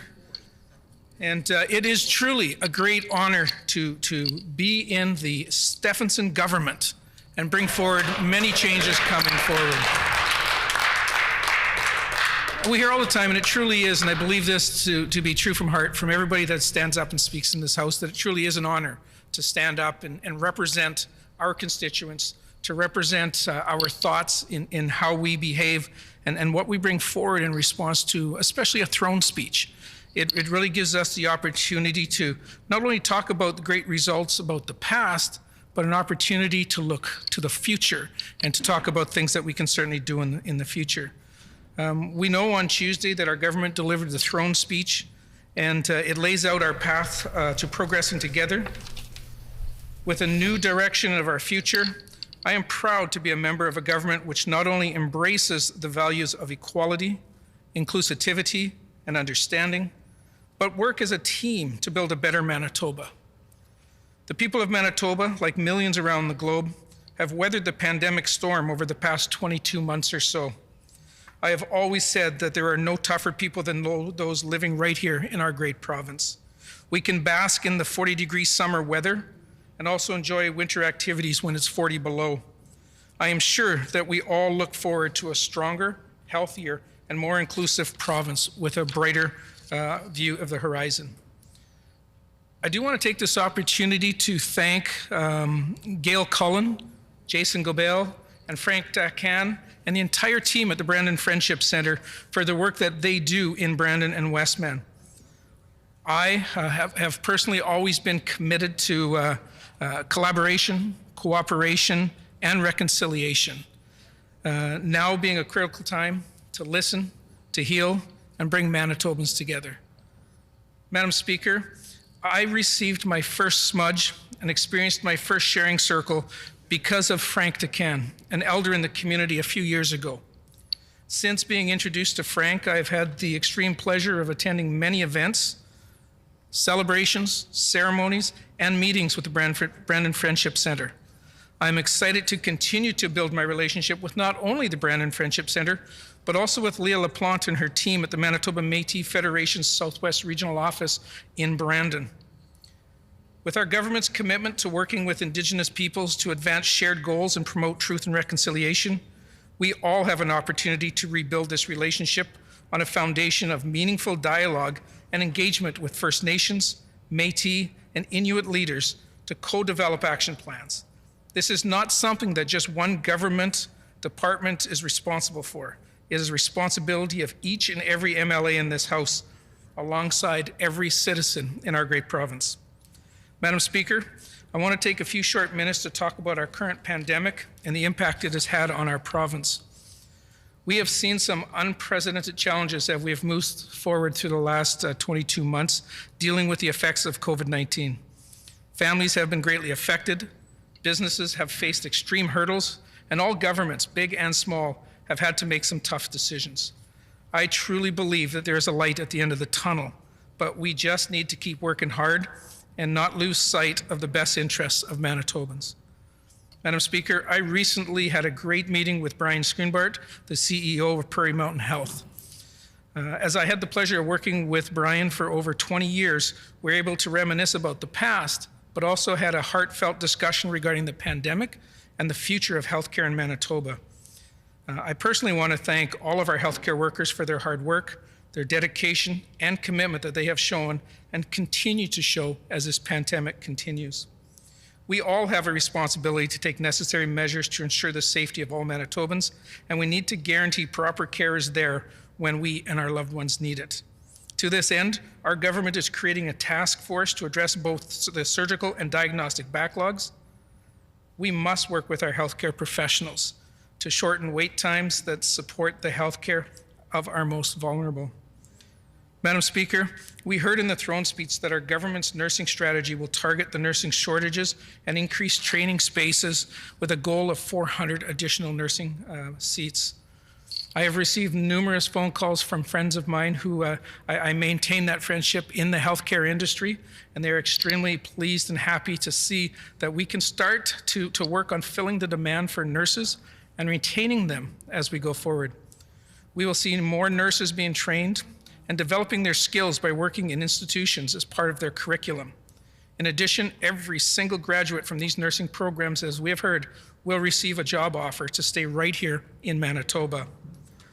Madam Speaker, Brandon continues to grow at a rapid pace, and this throne speech identifies a number of areas that will truly benefit my constituents and all Manitobans. I look back on my throne speech response from a couple of years ago, and it reminded me of the work we had committed to in providing those who may be experiencing mental health and addiction issues. I stood before you that day and I stated, and I quote, "Our government is also committed to helping Manitobans who are struggling with drug and alcohol addiction.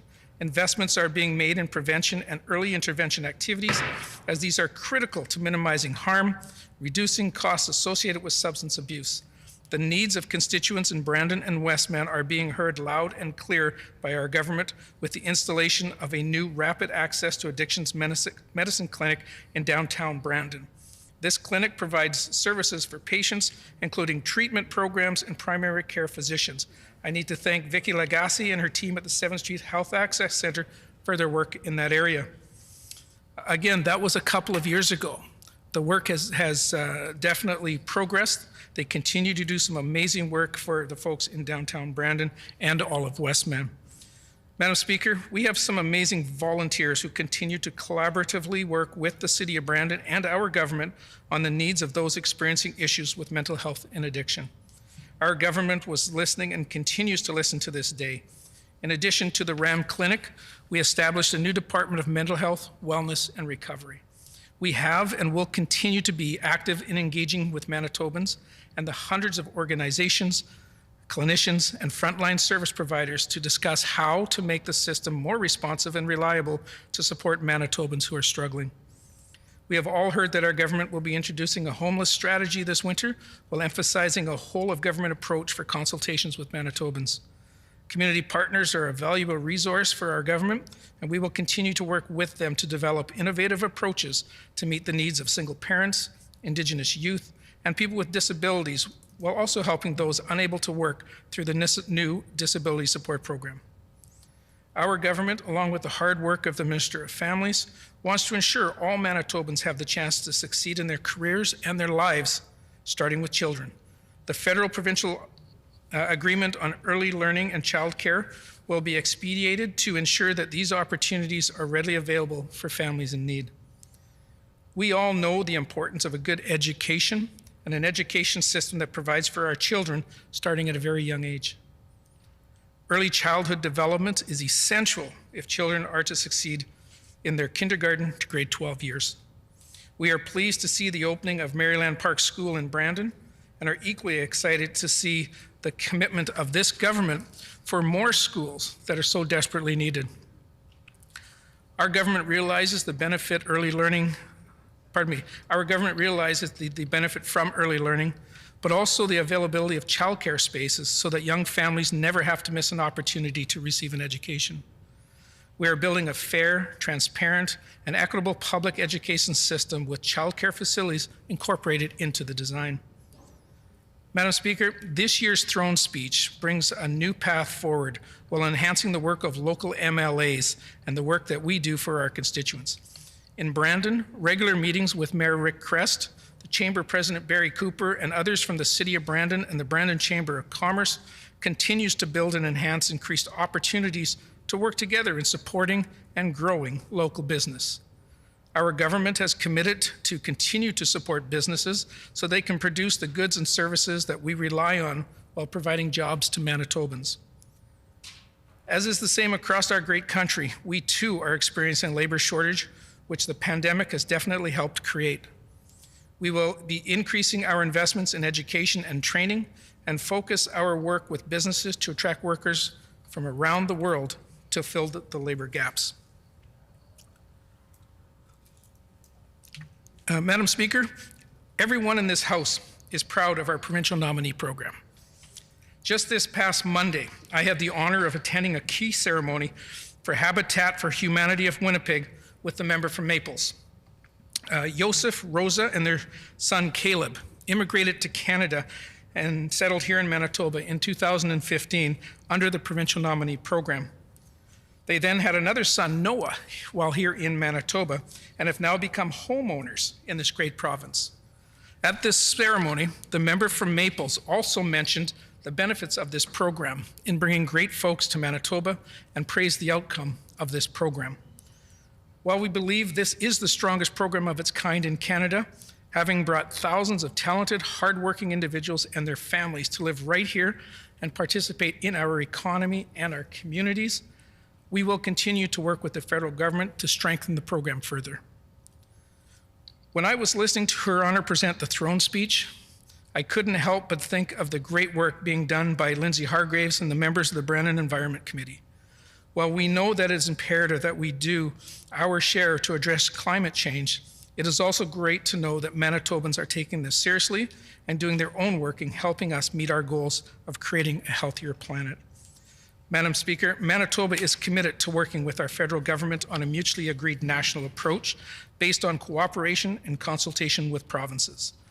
I am excited to work with a government that has an energy policy framework that focuses on opportunity to use innovative technologies, including those developed here in Manitoba by Manitobans to reduce emissions while stimulating our economy. Madam Speaker, I look forward to working with you and all of my colleagues in the Legislature as we build a better Manitoba for generations and generations to come. Thank you.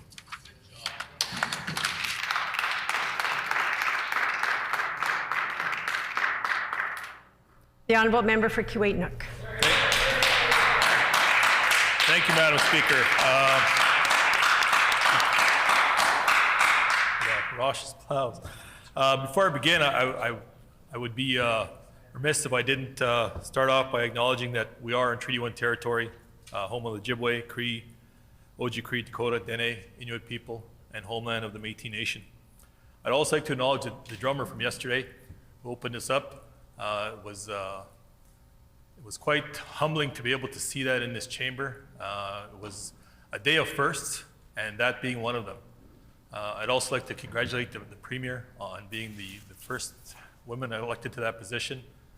I'm sure that's quite an honor for her, and she'll do her best to do that position proud. So there was a number of things yesterday. It was also, when I say a lot of firsts, the first thing I would say happened is there was a missed opportunity. There was a missed opportunity in the throne speech to do a lot of the right thing instead of just talking about talking or planning to plan. There was no real concrete commitments, investments towards basically anything, healthcare, education, justice, the Indigenous people, other than saying we'll listen, we'll talk to. But we all know that's just a play on words. It's really coming into, we're going to talk to you, you better listen to us. That's really what that comes down to. So in the First Minister's first few days here, first couple of weeks, there's been a lot of missed opportunities. And I realize she believes she's trying to do the right thing and change change the narrative and change the direction of Brian Pallister, but that's still a legacy that's going to exist within that government, and that exists today. The First Minister, in one of her promises, I guess it would be, is that she was going to let the ministers do what they need to do. She wasn't going to overrule, she wasn't going to speak for them. They were in fact going to be allowed to do their own jobs. But keep in mind, Madam Speaker, these are the same ministers that were still there under Brian Pallister. Not one of them has changed, not one. The only one that's changed is in fact Brian Pallister. He's the only one that's no longer there. So if she's going to allow them to do that, then it begs the question, exactly what is the First Minister going to do? Is she going to be, quote unquote, working behind the scenes again? And we all know how much validity that had, when she put that effort into it, because that was the claim to fame while Brian Pallister was out there spewing all that racist rhetoric on colonialism, racism, and Indigenous people. She was supposedly working behind the scenes then. So obviously that didn't work, if that was in fact happening. So these ministers on that side of the chamber are still the same ministers that supported all of that. And this throne speech just goes to show that that support for that Brian Pallister agenda is still there. It's still there in a great deal. These are the same ministers who said during the pandemic, we got this. That was a couple of waves ago. So clearly that was not the case. The same minister on that side who, when referencing residential schools, claimed they were trying to do the right thing. Again, wrong on that part too. Same minister on that side who said even just during this global crisis, during this climate change and global warming, considered this past firefighting season a success. When we had hundreds and hundreds of people displaced for weeks and months at a time. Same ministers on that side of the chamber that said Bill 64 was a great thing for Manitobans. So all of these statements that were made and that reflected in the throne speech, if those statements were in fact true and that's something you believed at the time, why didn't you speak up if you didn't believe in it? Why didn't you speak up against Bill 64? Why didn't you speak up against Brian Pallister? Why didn't you speak up against the racist rhetoric? Brian Pallister's continuously said we're on Team Manitoba. Everybody get on Team Manitoba. Well, Team Manitoba on that side of the chamber still has all the same players. There's only one person gone. That one person did not have veto power. That one person had one vote, just like everybody else in this chamber here. But collectively, you stood behind that one vote. You applauded all that legislation that was brought forward. And there was some legislation there that was really well-meaning for Manitobans. There was. I'm not going to sit here and say that everything that comes across these tables and comes into this chamber is entirely the wrong thing to do. But you know, you absolutely knew that the rhetoric that Brian Pallister was spitting out on that side of the chamber was wrong. And you didn't do it. You didn't speak up. It took the member from Agassiz to in fact risk her life, risk her job, risk her position in this chamber to say, you know what, enough is enough. But still, isolated. I didn't see a big round of support for her. I didn't hear the clapping. I didn't hear everybody stand up and say, yes, that was the right thing to do. To this day, I still don't hear an apology. I still don't hear a condemning of Pallister's comments. And in fact, during question period today, when Brian Pallister's name is brought up, I hear chirping about, get over it. Get over it already. He's not here, get over it. Then I ask you, what's the timeline for that? What's the timeline for getting over a leadership in government that spews racism, colonialism, genocide, assimilation, extermination of a people and supports that in the rhetoric that's brought forward? I ask then, what's that timeline? Because I want to go home as an Indigenous person and tell my 3, 4, 5, 6-year-old daughters, nephews, and nieces that this is the timeline. On this day is when you need to get over it. That doesn't happen. That's not going to happen. So members opposite, when we're talking about reconciliation, the start is an apology. The start is condemning that rhetoric and those comments that are made. And this throne speech did not do that. I know, and I quite honestly, I think you believe that it does, and it's a start, but it's not. The throne speech was 11 pages long. And Indigenous issues, which are at the forefront of Manitoba and Canada today, received 3/4 of a page on an 11-page document. Less than 10%. It was warranted less than 10% of the issues of the day. And albeit, I'll be the first one to admit also, healthcare and those kind of issues are right in front of all of us today. So that absolutely deserves the priority. But those Indigenous issues have been building for a long time. They came to the forefront, and everybody on members opposite all seen that. You've seen that come to the forefront, right up in everybody's face. We've seen that around in the chamber. We see that around the building. We see that on the front lawn. So why did it only warrant 10% of the throne speech? Why was there only a commitment to talk? When I walked in here yesterday and I seen that drum sitting there and I seen our Grand Chiefs up there, the only thing I regretted is that we couldn't have more. We couldn't have more people, but we all know that's why. There's reasons why we couldn't do that, the pandemic.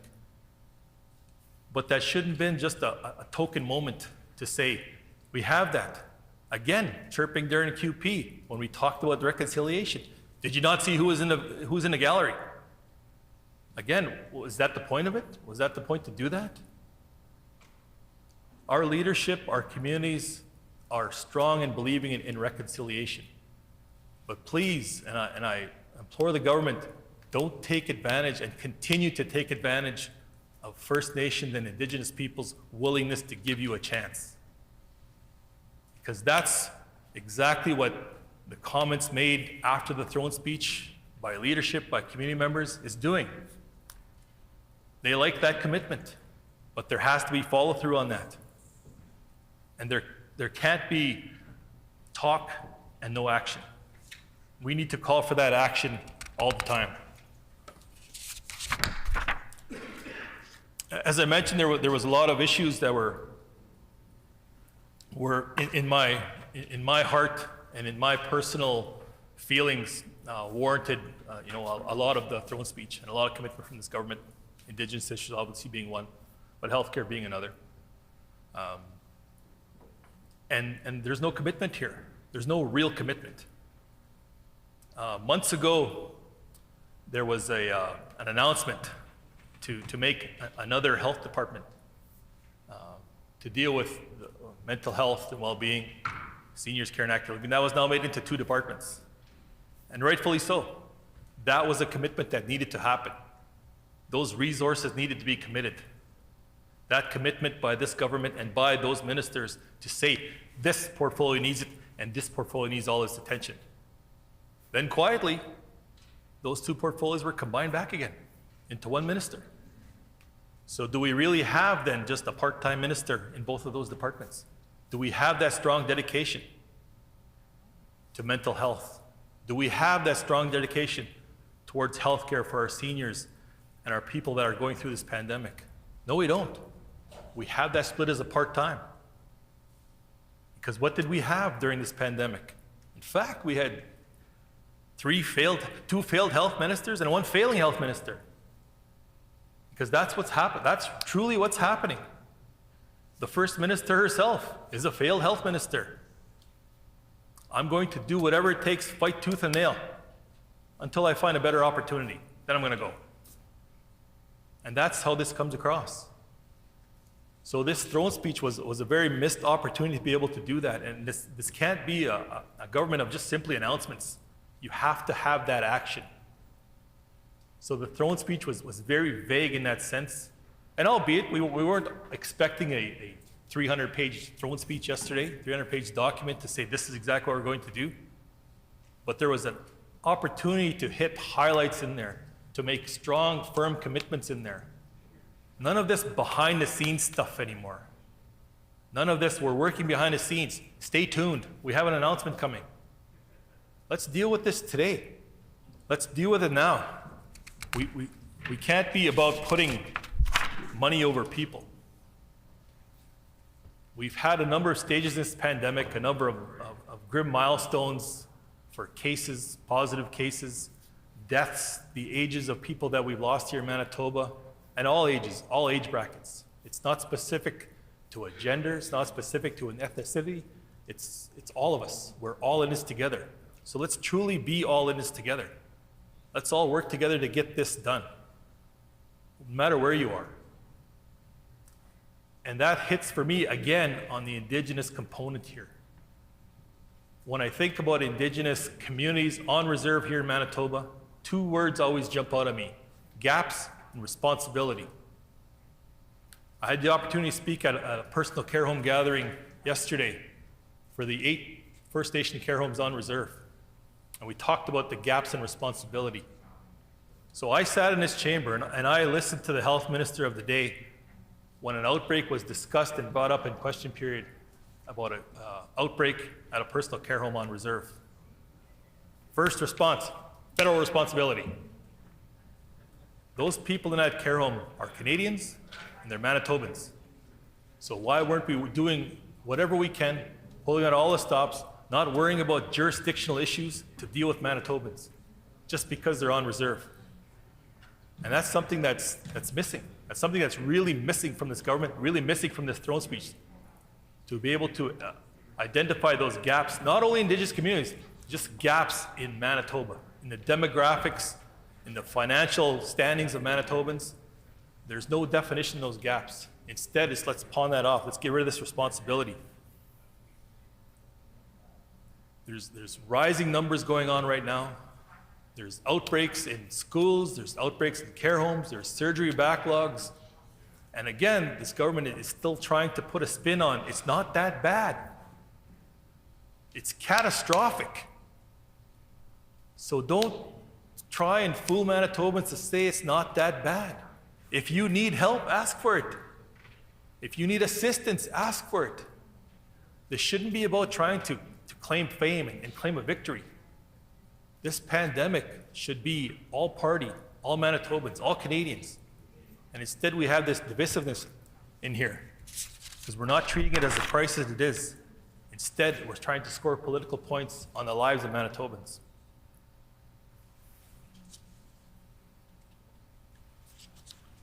Madam Speaker, Indigenous issues are very prominent in what we're doing.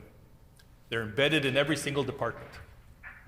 So when an Indigenous issue or First Nations issue comes up, we shouldn't just be referred to the Indigenous Relations Reconciliation Minister. It's in health, and justice, and education, agriculture, conservation. It covers all aspects. So we should be able to take that. I've heard the words all of government approach. Then let's do that. Let's do that to those Indigenous issues. Let's get out there and condemn those comments. Let's get out there and work together.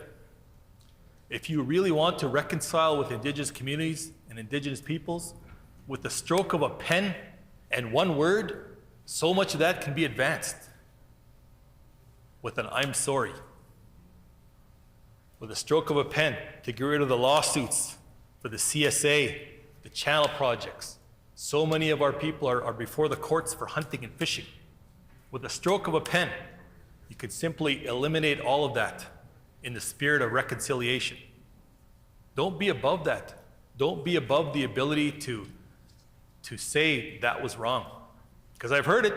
I've heard practices of previous governments have been this way, have done this, have done that.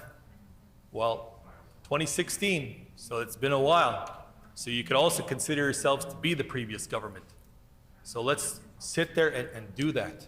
There's nothing wrong with admitting there was a flawed part of work that was being done on behalf of your government. Flawed piece of legislation. Yeah, I'm sure there'll be some people back and forth jumping on the government about that. But at the end of the day, it is the right thing to do. It is the right thing to do by Manitobans. And don't believe for once that staying silent is the right thing. You need to speak up and truly represent all of Manitobans. Don't speak at Manitobans, speak truly for Manitobans. Bill 64. Brian Pallister, Bill 64. I know that gets eyes rolling on that side of the chamber, but it needs to be said. They were flawed pieces. Bill 64 was a flawed piece of potential dictatorship. Brian Pallister was the epitome of dictatorship. So let's get rid of those things, which happened. But that's the start. When we talk about the start, there you go. Whatever happened on the inner workings to push Brian Pallister out of this chamber, fantastic. I celebrate with you on that. But when we talked about Bill 64, that wasn't speaking for Manitobans. That wasn't representative of Manitoba. And Manitobans spoke loud and clear on what that was going to be. Bill 64, seconded by the now Premier of Manitoba. Bill 64, supported by the Minister of Education. And then Bill 64 was retracted by those same people. So again, I say Brian Pallister was not the dictatorship. Brian Pallister was but one vote on that side. So today, we sit here with hopefully renewed voice and renewed optimism on that side to in fact do the right things on a number of pieces of legislation. There's so much legislation out there that can do good, but there's also a lot that's very detrimental to what we are as people here in Manitoba. And it needs to improve. We need to be able to do that and speak out collectively on all of those things. So withdrawal of Bill 64 was a start. Brian Pallister out the door was a start. But let's not continue that Brian Pallister legacy. But that's what's happening here today. All those remnants of Brian Pallister were dripping all over that throne speech announcement. And that's just unfortunate. Another missed opportunity to be able to do that and do the right thing. And again, that just didn't happen. So today, throne speech, here we are, second day, going into the third day of a very short session here. You still have the opportunity off this time to do something. Maybe things will change December 10th, who knows? But when we get that opportunity, let's get up there and speak up on behalf of Manitobans and represent your constituents. Because your constituents are also very diverse, and your constituents are going to be heard on election day. Because we're hearing them. We're listening to them, we're talking to them. We're not up here bringing our own personal opinions up here. This is the voice of the diverse caucus that we have here of Manitobans. And that's what needs to be done. So Madam Speaker, in closing, I'd like to go back to kind of the three-word slogan to describe this throne speech. Another missed opportunity. Miigwech.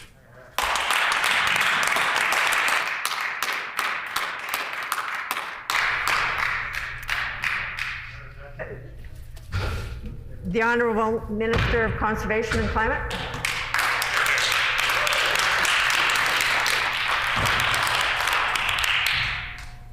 Thank you, Madam Speaker.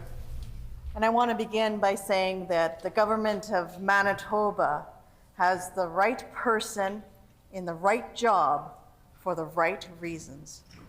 And it's pretty cool that she also happens to be the first female premier in the province's history.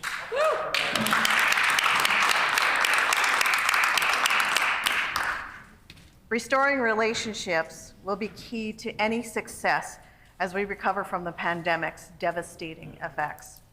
Our Premier gets that, and she has a clear path to achieving collaboration with all Manitobans.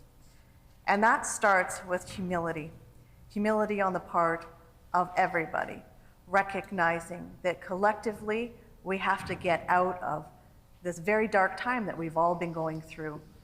And I am determined to be a part of the successes and part of the restoration of those relationships that are key for success. Madam Speaker, I really would like to speak a little bit about the Climate and Green Plan. Obviously, that's where I spend a lot of my time and focus. Order, please. The hour being 5 p.m., this House is adjourned and stands adjourned. Oh, when this matters again before the House, the Honourable Minister will have 19 minutes remaining. The hour being 5 p.m., this House is adjourned and stands adjourned until 1:30 p.m. tomorrow. Right here.